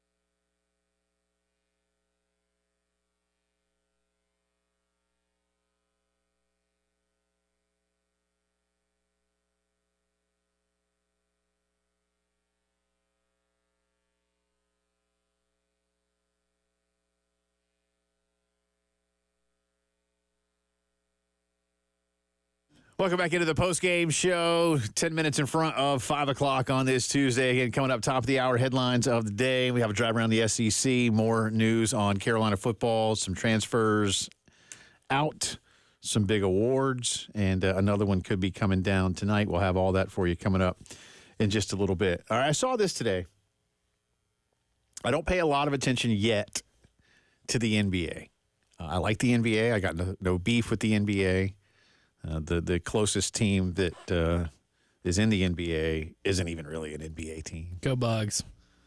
They're the only, I do believe they are the only one of the 4 major professional North American sports whose mascot is an insect. That's fun. Fun fact. Yeah. All right. Go Bugs. But I did see this morning that there is a possibility, I guess there's been chatter, whispers, that LeBron James could be traded away from the Los Angeles Lakers. Now, I thought all these machinations in the offseason to get Bronny into the organization were there. And you and I, about a month ago, were talking about like some phenomenal run that LeBron was on where he was scoring like 100 points a night and grabbing 50 rebounds and 30 assists. Oh, the Olympics? No, but he was having a nice run to start the regular season. And the Lakers are terrible. The Lakers have been terrible since they won the COVID title. And again, I'm not holding that against them. Everybody was in the same boat, and they won the title. Is this good? Like, could this really I mean, why is this happening? Why are we even discussing the possibility of LeBron James being traded from the Los Angeles Lakers? Like, that's it, that just doesn't make it, as the kids like to say, make it make sense. Well, this is why you don't make your best player the GM too. Okay. This is why you don't hire his buddy who you podcast with to be the head coach. Sure. No matter how smart he sounds, no matter how dookie he sounds. When I say that, I mean like Duke graduate. And, I get you. A lot, yeah. I get you. But I mean, it was a really J.J. Redick for those who don't know. Stupid hire. All right, you make dumb choices. You live with dumb consequences. And yes, I love Anthony Davis. When Anthony Davis is engaged and locked in and plays 70 games a season, he's one of the best players in the NBA. Has he ever done that? He's played 70 games in a season once in his career. He has been in the league now for over a decade. Wow. You don't draft very well. I mean, the drafting in Dalton Connect was the best draft pick they've had in about a decade. They don't draft very well normally, and they whiffed on so many draft picks. They've traded away so much draft capital and have not kept it. Would it be smart to trade LeBron long term? Yes. And get some value for him? Absolutely, because somebody would overpay for him. But they're not going to do it because winning isn't necessarily the Los Angeles Lakers' goal anymore. Jerry Buss ain't walking through that door. Are they like the Cowboys? Seriously? I mean, it's just they're the Lakers. I mean, arguably the Lakers are the most recognizable brand of an American sports team around the world, right? Yeah. It's unless they figure out a way to get Anthony Davis to play every game this year and to be engaged and locked in, and you get 82 games out of LeBron James where he's engaged and locked in. And it's not like LeBron's not playing well. LeBron's still having a really good season. But at some point, he will no longer start having great seasons. Like, it has to stop at some point. Like, he is... Is this about him wanting to win and realizing it's not going to happen? And so if I'm going to play as hard as I'm playing and I'm 40, I need to go find somebody where that I can be supported? I mean, is that what this is? Well, I mean, he's made that place Los Angeles. I mean, he's not... The reason I'm not going to trade him is because he's got so much power. And I don't think he wants to be traded. He is living in Los Angeles. That's where his family is. He bent over backwards to get them to draft his son, and not just draft his son, make it to where his son doesn't have to travel for the G League away games and can be playing in home games, and has bent over backwards to have all these concessions made to where he can be with his son as much as possible. He will not allow a trade to get him out, and the Lakers have no desire, I feel, to actually make a move that would benefit the franchise long term. I just it was remarkable to me to even, I mean, because honestly, it was a thought that would not have even entered my mind. And so that it's even being discussed somewhere. But as you're saying it, and again, you follow the league more closely than I do, this is not something that the Lakers are openly discussing as much as maybe those that follow the league are saying, well, what if? I think it's a first take talking point. Yeah. I think at this point, just because, I mean, look, and if you're the Lakers too, you've committed so much money and time into your core of LeBron and Anthony Davis now, and to hiring someone like JJ Redick that you can't completely throw the towel. Where would he even go though? I mean, who can? I mean, 35 games in, you know. What's LeBron make? $1 million a week? I mean, you got to pay him. You got to find a place that would be able to fit him into the salary cap without breaking the bank and luxury tax. Well, yeah, I just didn't even know that was a possibility. We'll see. Hour 3 coming up. Headlines of the day. We got some news on some Gamecock transfers and more. Stay tuned. Final hour of the postgame show.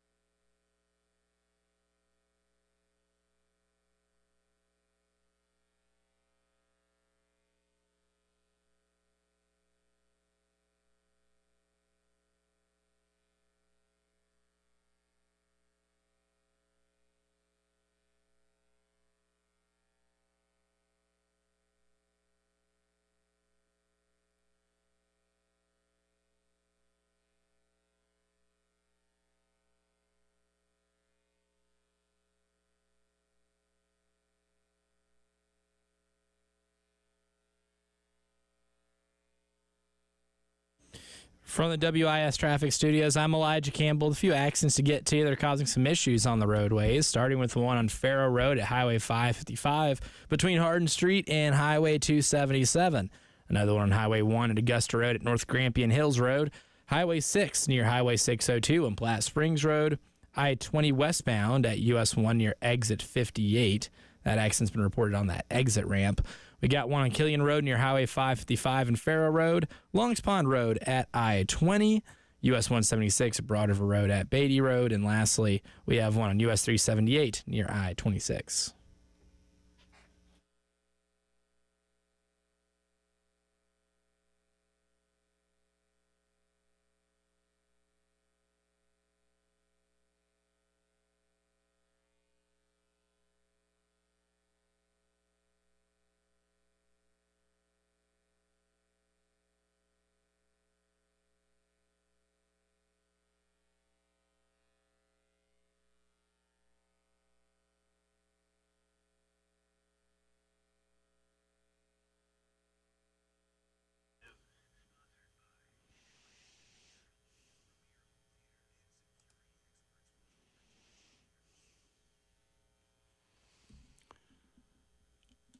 And it is 5 o'clock news time here on a Tuesday afternoon. Welcome back into the Postgame Show alongside Elijah Campbell. I'm Jay Phillips. Let's start with some big news for South Carolina football.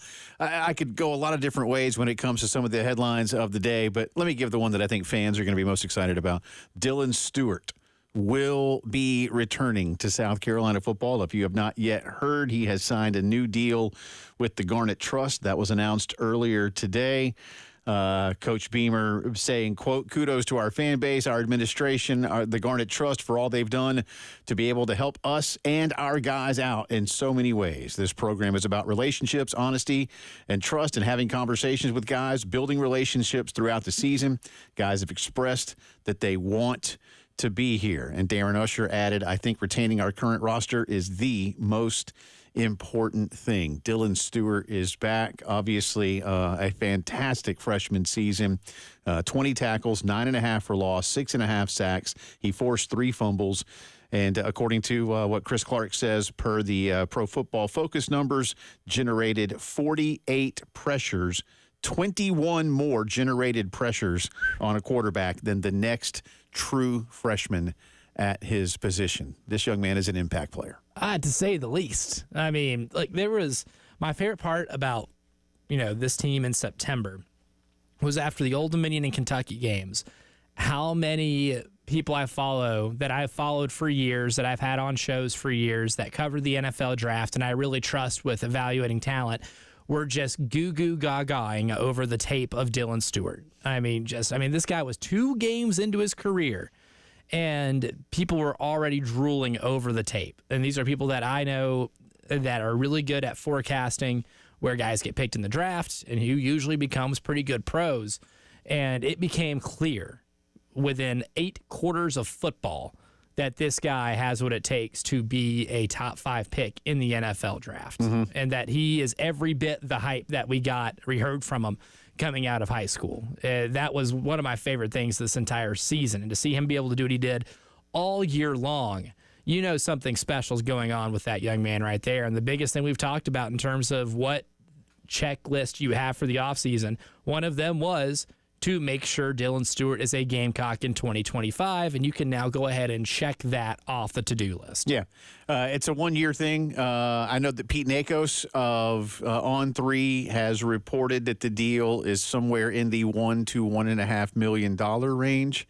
Good. We're starting. We had a conversation with Ray Tanner earlier today about trying to establish market values for certain players. This will lend itself to that. And at some point, as Coach Tanner said, there will be a clearinghouse where a lot of these things are reported and you have an idea. Mm-hmm. So anyway, again, that's what Pete is reporting. This is not something that the university is reporting or, at least at this point, if I'm not mistaken, has to confirm. Yeah. So. And here's the thing, too, just in terms of an off-season thought.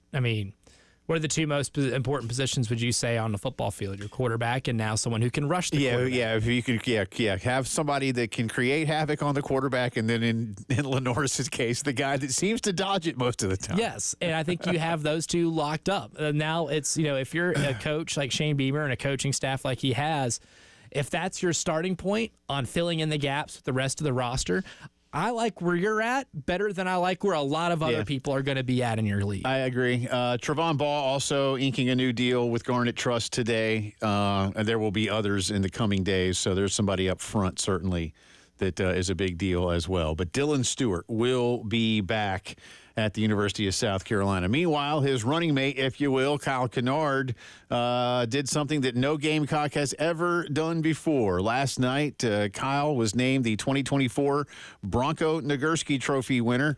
It is the presented by the Charlotte Touchdown Club, and is voted upon by the Football Writers Association of America, and it names the top defensive player in the country. The only other time that Carolina even had a finalist for this award was, wait for it, Jadeveon Clowney back in 2012. He was pretty good. He was good. Kennard posted 15.5 tackles for loss, 11.5 sacks, both of them number 1 in the Southeastern Conference. His sack total is 6th in the nation.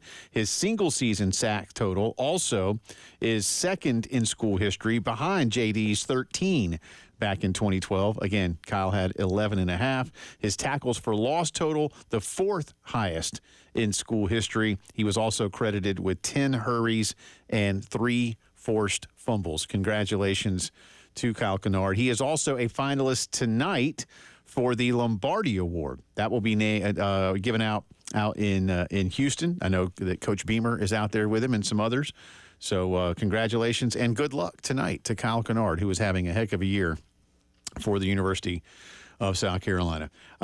Speaking of Shane Beamer, he has been named today, as we continue our integrated media headlines of the day, a finalist for the Eddie Robinson Coach of the Year Award. The finalists are, alphabetically, Shane Beamer, Kurt Signetti of Indiana, Spencer Danielson of Boise State, Kenny Dillingham, Arizona State, Marcus Freeman of Notre Dame, Dan Lanning of Oregon, Rhett Lashley of SMU, Jeff Munkin of the Military Academy, and Kirby Smart of Georgia. So good luck to Coach. Let's see. I don't see when they're going to hand this one out, but I'm sure it's 18th of December, next week. So next Wednesday is when that'll be announced. There you go. That's good company. That's very good company. I wouldn't. Boy, I feel like Kurt Signetti's going to get that one. Yeah, or Kenny Dillingham. I think those are really the two. I mean, Signetti, what he did. I mean, I'm not. Listen, all these guys this year have done a fine job. I mean, Rhett Lashley. I mean, SMU back in the big time. Look where they are. Dan Lanning has the only undefeated team in the country. Boise is bad. Remember, Boise had those runs, and then Boise was kind of bleh. They disappeared. Yeah. I mean, really. So think about this. This is the first time they've gone back to back in winning Mountain West titles. How many times did they go back to back winning the WAC? Yeah. Back in the early aughts. Yeah, they won every single one. All of them. This is their first back-to-back Mountain West title since they joined that league, and they've been in that league for a hot minute now. Freeman 11-1. Still don't know. Again, they just took the day off against NIU, and the most unexplainable, inexcusable loss of the year. Yeah, arguably, because that team was good enough to run that table and go undefeated. Yeah, and then they just didn't show up against Northern Illinois, and then they go like, oh, well, we're really good. Then they start beating teams by 40 again. But the year Shane had, obviously, absolutely fantastic. And even, you might say, Kirby Smart, really? I mean, listen, if this is what people are calling a not very good Georgia team, then yikes, right? By their standards, yeah. Like, yikes. I mean, what they end up doing? They won the SEC, and they beat Texas twice. And, they're number 2 in the country. And they still can't run the ball very effectively. And they won't have a quarterback. And now they might not have their starting quarterback. So there's all that. But good luck to Coach Beamer. But some high praise for a lot of Gamecocks here today. Speaking of high praise, as we continue our integrated media headlines, and by the way, we'll have more on the Gamecocks, a little bit of sound from Dow Loggins and others coming up for you in our routine Carolina football segment coming up in about 10 minutes or so. But the final Heisman finalists were announced yesterday. Votes were due in around 5 o'clock yesterday afternoon, and last night the Heisman Trust named Dylan Gabriel, Travis Hunter, Ashton Jeanty, and Cam Ward as the 4 young men who will be participating in the ceremony in New York City. I know the odds for most of the season, it feels like, have been favoring Travis Hunter. He did have, 90-something catches, 92 catches, 14 touchdowns. He was also the Big 12 Defensive Player of the Year. I think he had 4 picks, 31 tackles, 11 PBUs. And again, a lot of times teams just don't even throw to him. He's phenomenal. I'm a Heisman voter, so full disclosure, so I'm not allowed to tell y'all who I vote for until the award is announced on Saturday. But I think this one could be tight. And boy, I don't know. Again, I think a lot of people look at Travis Hunter's season, Elijah, and just say he's really amongst the best at both positions, and that's special. I don't disagree at all. One of the things I would say perhaps in favor of Jeanty or Ward in direct relation to Hunter, and this is just, and again, I'm not disclosing who I voted for or anything like that or how I voted. Jeanty faces nothing but like 7- and 8-man boxes. Oh, all season. And you can't stop him. And Ward, Ward is Miami's focal point, and he threw for better than 4,000 yards and has like a 6-1. Let me get his numbers. It was like a 6-1 touchdown to interception ratio. I'll get it. Yeah, for you. it was stupid. But so I don't know. And again, but Dylan Gabriel, I told you last night, wow, okay, Gabriel did well enough in the national vote. I think a lot of people really like him to get himself, to New York City. Yeah, Cam Ward, 4,123 yards, 6-1, 36 touchdowns, 7 picks. So basically 6-1. Yeah. I don't have a ton of problem with Dylan Gabriel. However, I am a little annoyed that the guy who's just the quarterback on the number 1 team gets to go. And that's some of what it's turned into for a lot of people, which is, I get it, as I've said many times before, and it is not to knock them in any way, shape, or form, obviously. But in today's world, I don't know that George Rogers in 1980 or Bo Jackson in 1985 win the Heisman Trophy of today, because George's team had 3 losses, and I think Bo's did too. I think Herschel Walker in today's world wins as a freshman because Georgia won the national title that year. That's just where things have morphed. But I think all 4 of these guys would be deserving. Again, the odds from Vegas have been favoring Travis Hunter for quite some time. In fact, one of them, I don't know where it is today, but I saw as recently as last week that he was like minus 600 at FanDuel's sportsbook. Now, that's just, which is unfathomable to me. Like, so here's a stat that, I could stump for Ashton Jeanty all day, but a real fun stat that should just tell you his dominance. He's ran for almost 2,500 yards, and he's only like 100 and some change from breaking Barry Sanders' record for the most in a season. The second most rushing yards in college football this year is from North Carolina's Omarion Hampton, who is at 1,660, right? Wow. Would you like to guess how many yards Ashton Jeanty has after contact this year? The way you're saying it, I want to say that he has about that many. About that many. Try 20 yards more. Wow. He has 1,889 yards after contact this year, which if you just took the yards that he had after contact, he would still be the leading rusher in college football by 200 yards. That's crazy. That's stupid. Yeah. That is positional dominance, maybe unlike anything I've ever seen in my life. And lastly, in our integrated media headlines of the day, the 3 plaintiffs whose lawsuits have really gotten the ball rolling big time on the complete transformation of college athletics have written a letter to Judge Claudia Wilken out in California, urging her to enable college athletes to bargain collectively. Now, again, Judge Wilken in her rulings cannot just set new policy, but they hope that she'll be able to at least lend her voice to it. Dan Murphy of ESPN writes, although the letter lauds the terms of the settlement, House, Prince, and Harrison warned that without player representation in negotiations with their schools and conferences, athletes would, quote, inevitably remain in a vulnerable position and the industry would remain mired in continued litigation. They asked for the court to lend its imprimatur to athletes' efforts to collectively negotiate in the future through a players' association. Obviously, Judge Wilken doesn't comment on things like this, so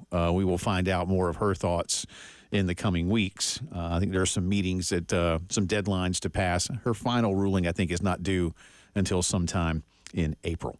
That's our integrated media headlines of the day, 803-948-8327 for all of your home theater needs and so much more, or to get in touch with the guys about what's going on at Pro Swing, including the brand new Pro Swing on Forest Drive, which I was in today, coming along nicely, and man, is it going to be cool.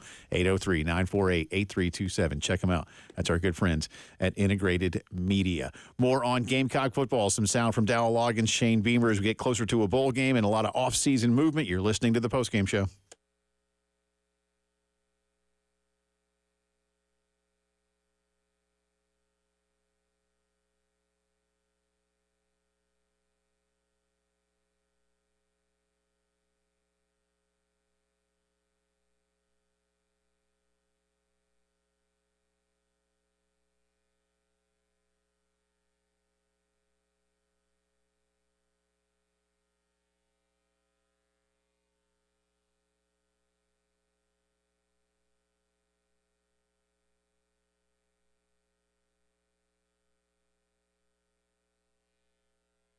AAA Heating and Air. Listen, 803-677-1500. It's not so cold today, which is nice. I got 67 degrees, actually, in downtown Columbia. That's kind of warm. So it means that you might not need to use that furnace or heat pump tonight, but soon enough you will. Is it working for you? Do you know when you've last had it inspected? 803-677-1500. Is it time for something new? Because, well, when you find out that it hasn't been inspected or serviced in, say, a decade plus, take advantage. You got a few weeks left. Take advantage of a great offer. No payments or interest for the next 12 months if you buy in 2024. $1,500 system buyback rebate, guaranteed financing, and a 15-year parts and labor guarantee.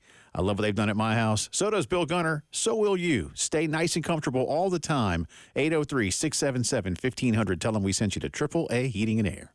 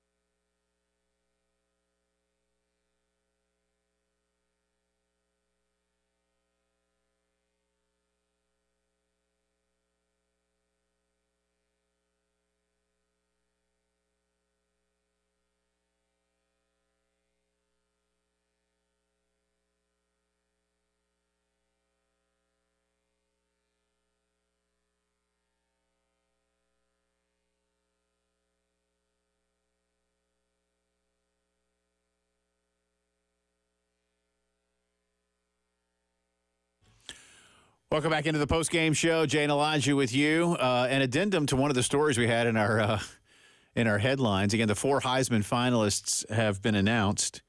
Dylan Gabriel, Travis Hunter, Ashton Jeanty, Cam Ward. And I was telling you all that at last week, I saw where, I think on FanDuel's website,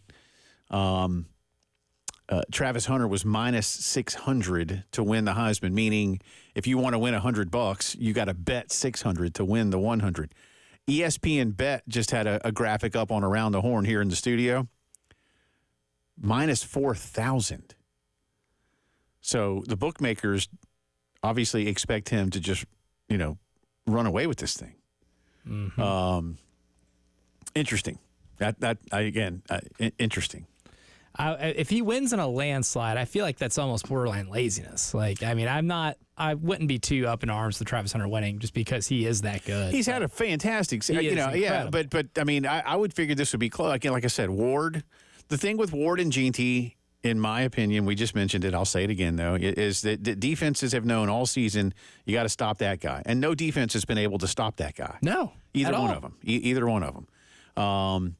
Hunter is different in terms of the positions that he plays. Now, again, he plays two positions at an elite level, and that is something that is very, very rare. The irony to that is, and this is not knocking Hunter at all, I'm glad that Deion allows him to do it. More guys could do that. Yeah. And their coaches don't let them. And I understand why. It's a lot of wear and tear. You don't want them to get hurt if they're better at one than the other. And maybe one of the things is where he plays and the conference they play in. Deion has simply said, hey, you can do both, and I'm going to let you.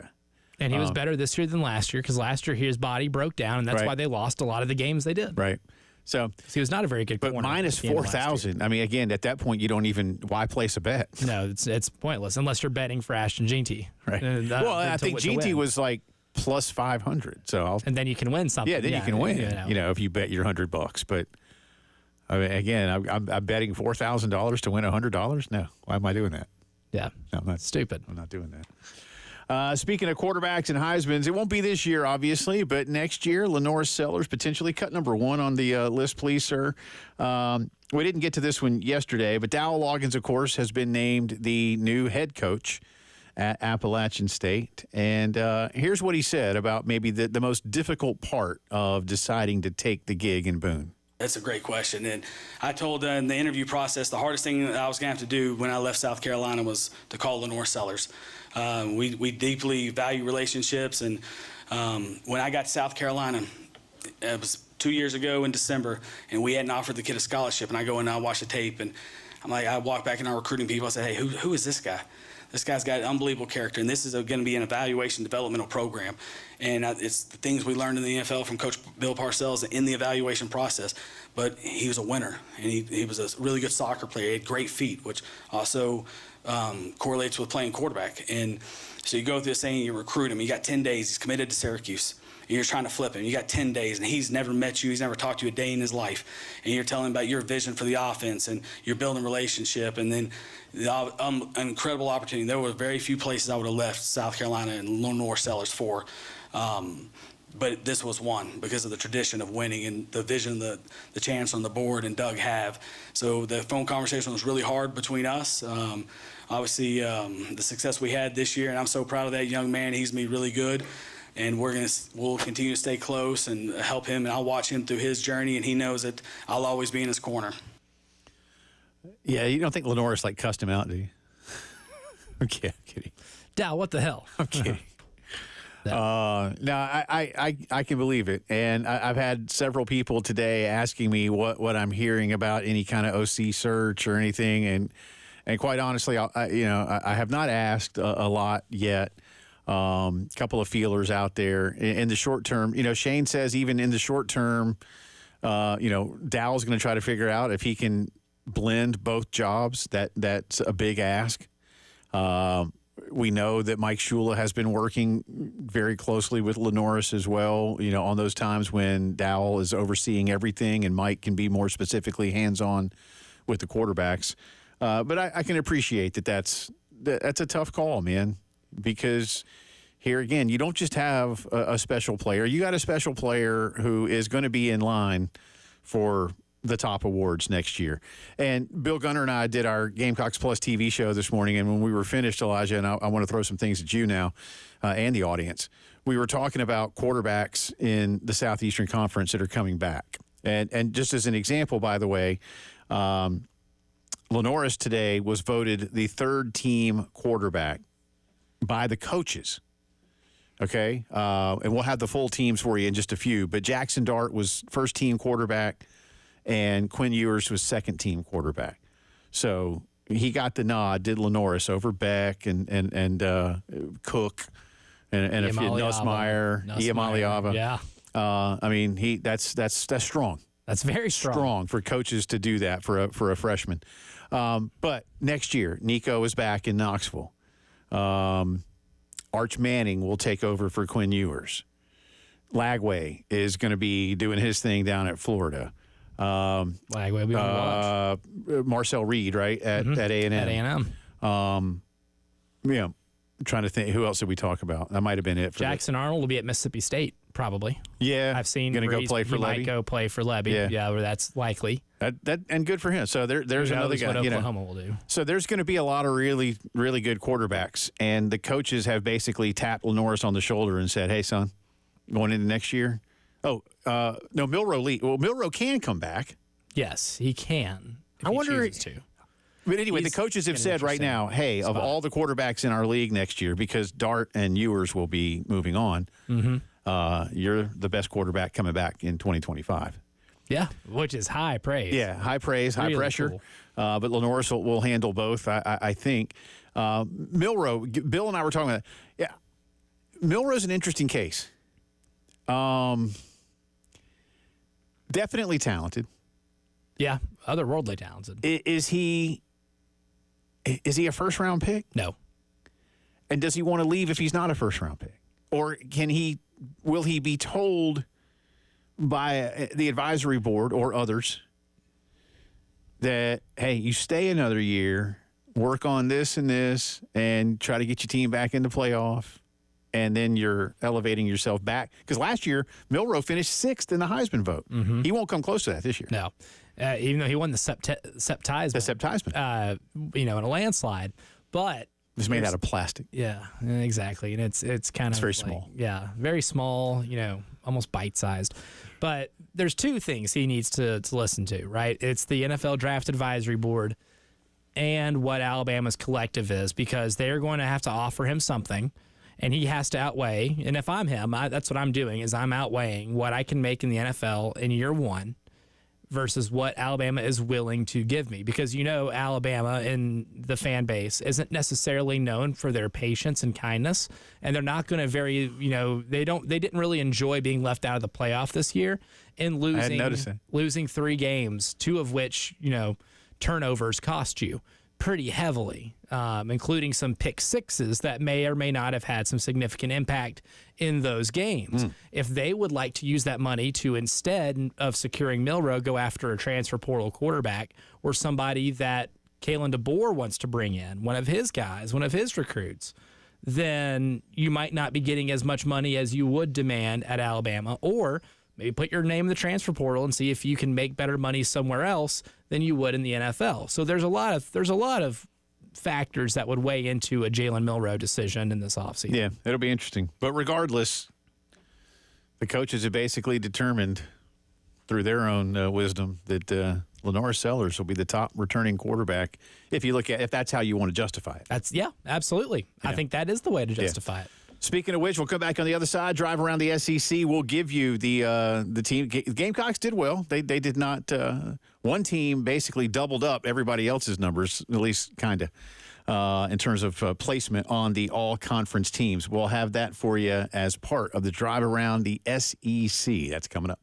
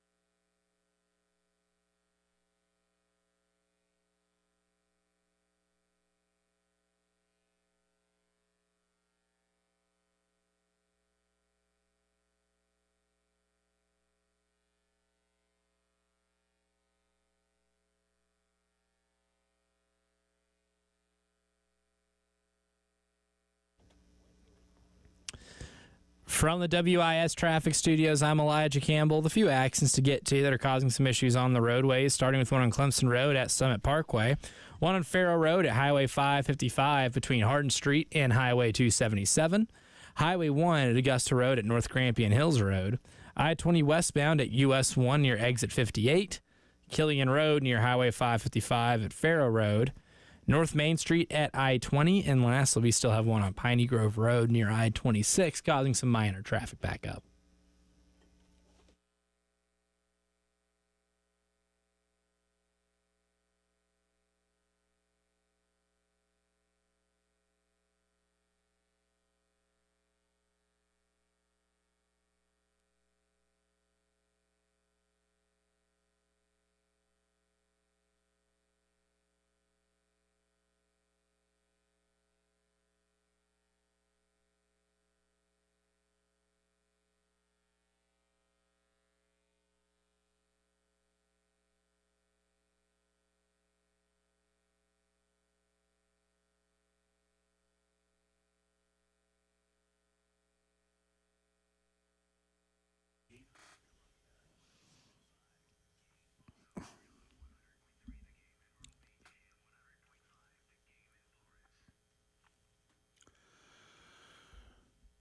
And it is Drive Around the SEC time on this Tuesday. Welcome back in. Jay Phillips, Elijah Campbell with you. We'll start with some interesting news out of Columbia, Missouri. And I don't know where this young man's going to go next. But five-star, really, there are very few players. There's no six-star player, right? There's a couple of kids every so often that are called five-star plus recruits.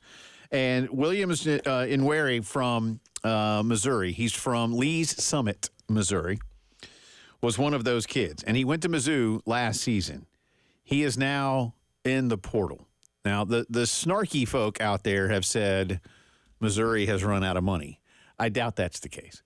In fact, I sincerely doubt that's the case. But he is an in-state kid, and he was one of those first kind of new Missouri NIL law targets that made his way to Como. Mm-hmm. Now, I know Georgia wanted him real bad. I know. Yep. I think everybody wanted him, but I think maybe Georgia and Oklahoma were close from what I don't look. It's hard enough for me to try to keep an eye on what happens with recruiting for the Gamecocks, and I don't follow that like Chris and Wes and Hale and those guys do. So I'm certainly not going to be following Missouri recruiting. Okay, That sounds just letting y'all almost. know. Just letting y'all know. I'm not. But I did see today that Georgia and Oklahoma, amongst others, were in on this kid until the end, or at least until they whatever point. But that's interesting to me because again, not just a great player at his position, but an in-state kid. Is this something that Eli Drinkwitz should be worried about? Or has somebody gotten in behind the scenes? Does he just realize? I don't know, Elijah. I don't want to speculate, but that's interesting. Yeah, he didn't necessarily play a ton this year, too. I think playing time might have been a little bit of a factor, to try to get a more accurate assessment of just like how many snaps he got. And pulling up his raw snap count, right? Like if you go up, he's played a total of 38 snaps this year. Didn't get on the field right away. Maybe it might not be that the money's washed up, but I think maybe he saw what someone like Dylan Stewart did and said, I want to be able to get on the field and show myself a little bit quicker, and maybe him not just getting a lot of playing time this year might have just rubbed him the wrong way. That's probably it then when you think about it. He just didn't play a lot. 38 total snaps, and he only appeared in 4 different games. Is he not as good as they want him to be? Or they thought they could preserve a red shirt because he'd been playing behind someone like Johnny Walker. I mean, Missouri had, in Zion Young, they had 2 good edge rushers. Walker was really good. And Zion Young's had some flashes, but do they think that they had what they wanted, off the edge and wanted to, preserve a year of eligibility? Because he did only play in 4 games. He did not play in, what is it? No, is it game number 5 that you play in and you lose that eligibility? Yeah. You can play. They'll let you play in 4. Yeah. So he played in 4. So he'll have 4. He'll have 4 full seasons of eligibility. Interesting. Yeah. And even just, looking, he had 20 pass rush snaps and he had a whopping 2 total pressures Okay. in the 20. Still 5-star plus recruit. Yeah, was like a top 5 player in the country overall. Yeah. Anyway, maybe one day his name will be on these lists. But again, we just referred to it a little bit for you a minute ago. But the coaches all-conference team announced today by the SEC office, and we'll try to roll through these as quickly as possible. And then Elijah is going to tell you how well he did. I didn't go back and look at mine. I didn't even think of this. Why did I? I wish I had. This is the fun thing. That's why I kept this tab up. The entire season. Well, we'll explain in a minute. Offense, Jackson Dart, the quarterback, Dylan Sampson of Tennessee, and Jaquez Hunter of Auburn, your top running backs. Ryan Williams and Luther Burden, Bama and Missouri at wide receiver. Eli Stowers of Vanderbilt, your top tight end. The offensive line, Kelvin Banks of Texas, Will Campbell of LSU, Tyler Booker of Alabama, Tate Ratledge of Georgia, Cooper Mays of Tennessee, might be the best center in the country. Dylan Sampson is the all-purpose player, so he gets listed twice. On defense, Kyle Kennard of South Carolina, Walter Nolan, Ole Miss, Nick Scourton, right? How do I say his last name? Scourton, sorry, I couldn't remember. Of A&M, James Pierce of Tennessee, Princely You man me Ellen. I never can't get that. You know a good cheat You man code? me Ellen. Cheat code to that? You man me Ellen. It's Ellen DeGeneres explaining to an alien that it's a man and she is Ellen. You man me Ellen. Thank you. There you go. That's my my brain teaching me how to phonetically say his name. Those are your D linemen. You man me Ellen. You man me Ellen. Thank you. I knew I had said it once before. I just like to say Princely because that's more fun. Danny Stutzman of Oklahoma, Jihad Campbell, Alabama, Whit Weeks of LSU, the linebackers. At defensive back, Trey Amos of Mississippi, Nick Emanwari of South Carolina, Malachi Moore of Alabama, and Jade Barron of Texas. With Alex Rayner of Kentucky, the number 1 place kicker, Kai Kroger of South Carolina, the top punter, Barian Brown, the return specialist, Peyton Woodring of Georgia, the kickoff specialists, and Bo Gardner of Georgia, the long snapper. I won't go through all the other ones here, but Quinn Ewers of Texas is the second-team quarterback with Rocket Sanders and Le'Veon Moss of A&M, the running backs. Gunnar Helm of Texas, the tight end. And let's see, Carolina had one more second-teamer right now. That was it on the second team. And then third team, Lenoris Sellers, quarterback.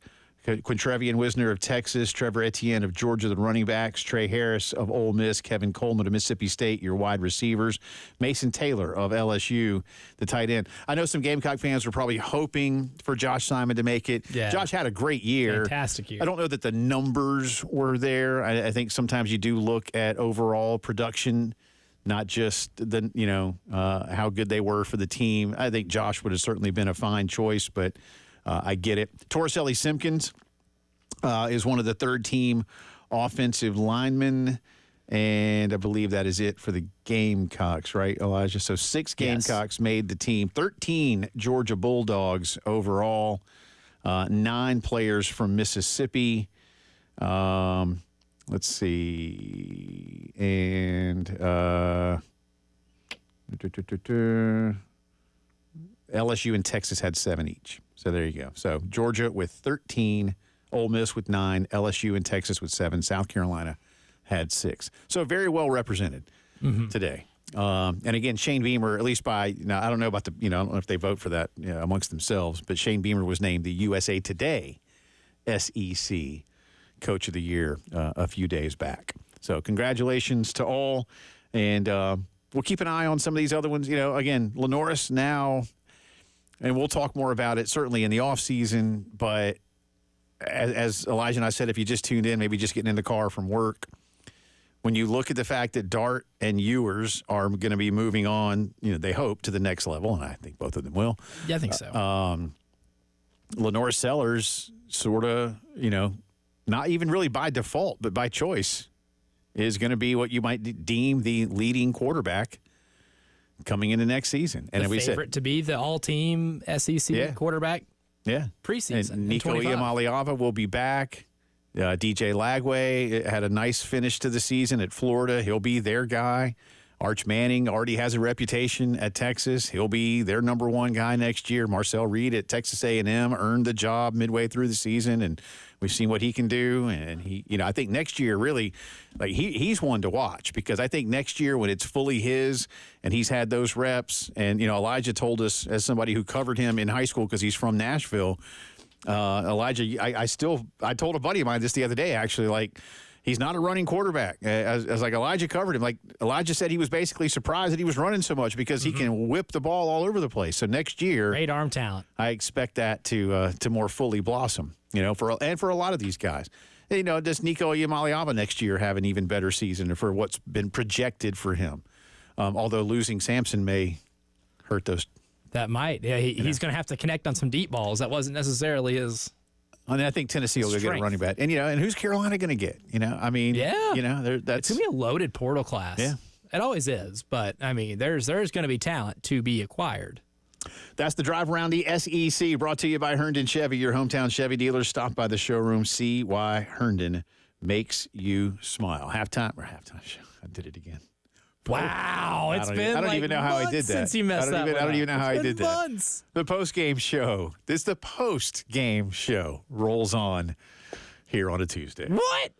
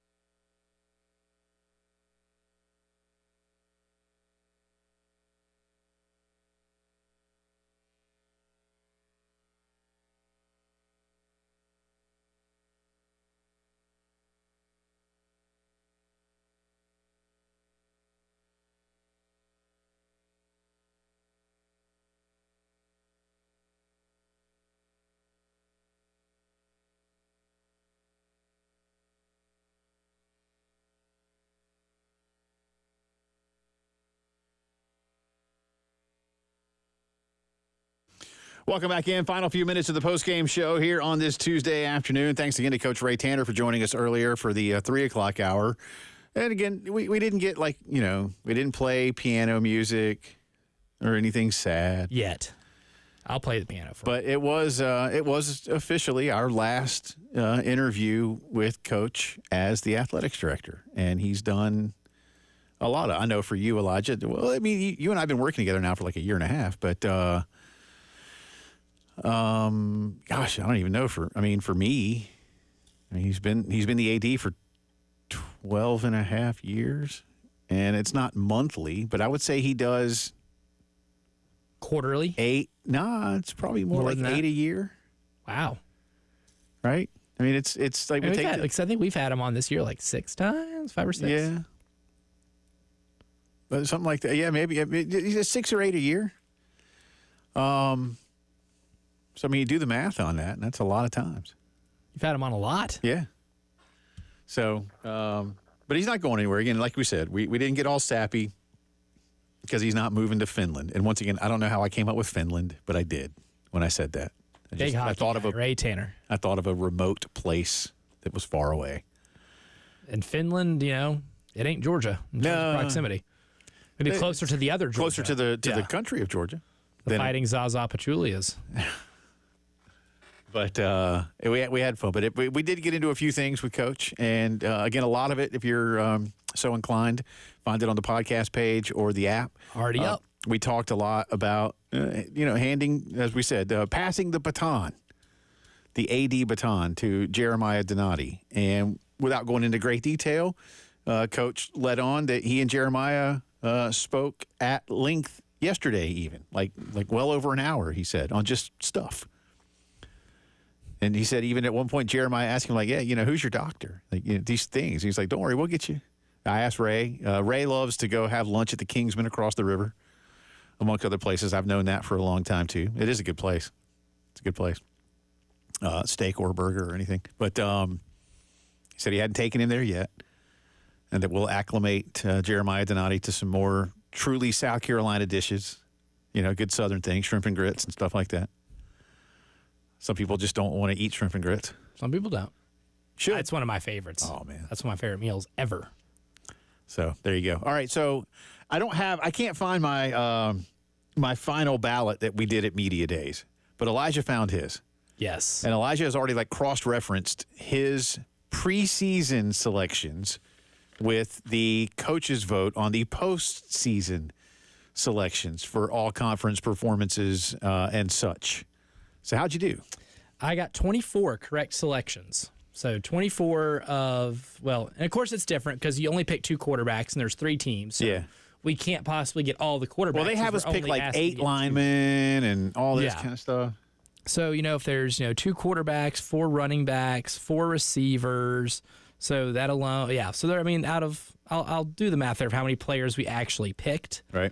But out of all of that, I've got 5 of the guys I've picked made the first team offense. 5 made the first team defense, 2 first team special teams, 3 second team offense, 2 second team defense, 0 second team special teams, 2 third team offense, 4 third team defense, 1 third team special team. That is a grand total of 24 correct selections.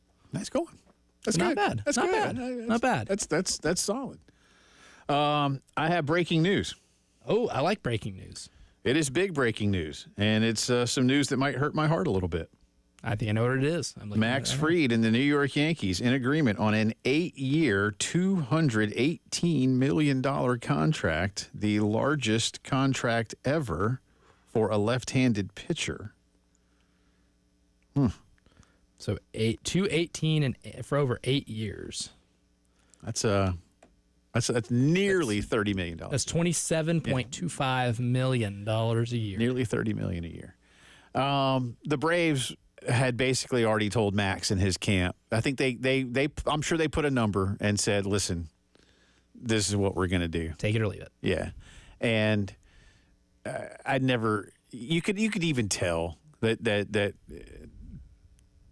he had thrown his last pitch for the Atlanta Braves. Yep. But can I say this too? And I'm serious. Like, good for the Yankees to do this relative to that giant Juan Soto deal. Soto's great, but he ain't worth anywhere what the Mets gave. The Mets meted. That was what, 750? 765 or 765 for 15 years. He'll be 41 when it ends. He ain't playing for the Mets for the next 15 years, man. $51 million a year. It's not happening. It's not, and he's not.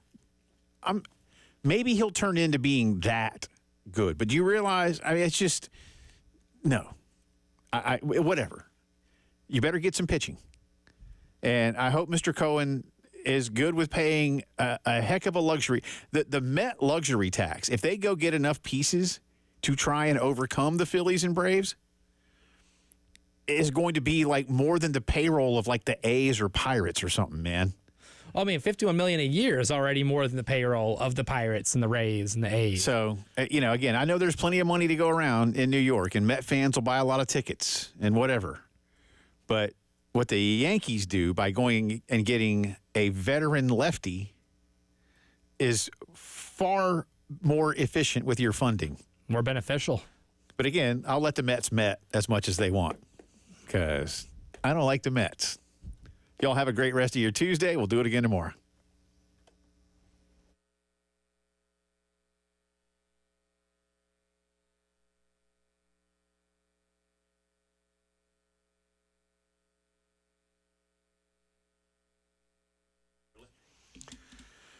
Speaking of being smart with your money, there is no better place than Palmetto Citizens Federal Credit Union to finance your next vehicle. Listen, could be a new set of wheels in somebody's near-term future here. The big day just a couple of weeks away. Go shopping around.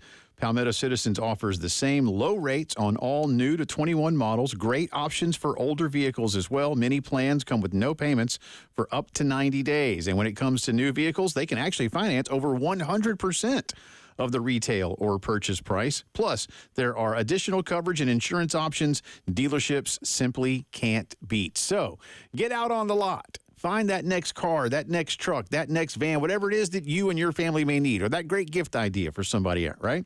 Then you check with Palmetto Citizens and find out just how much you can save. PalmettoCitizens.org is the website. They've got 14 convenient locations all across the Midlands. Check them out, Palmetto Citizens.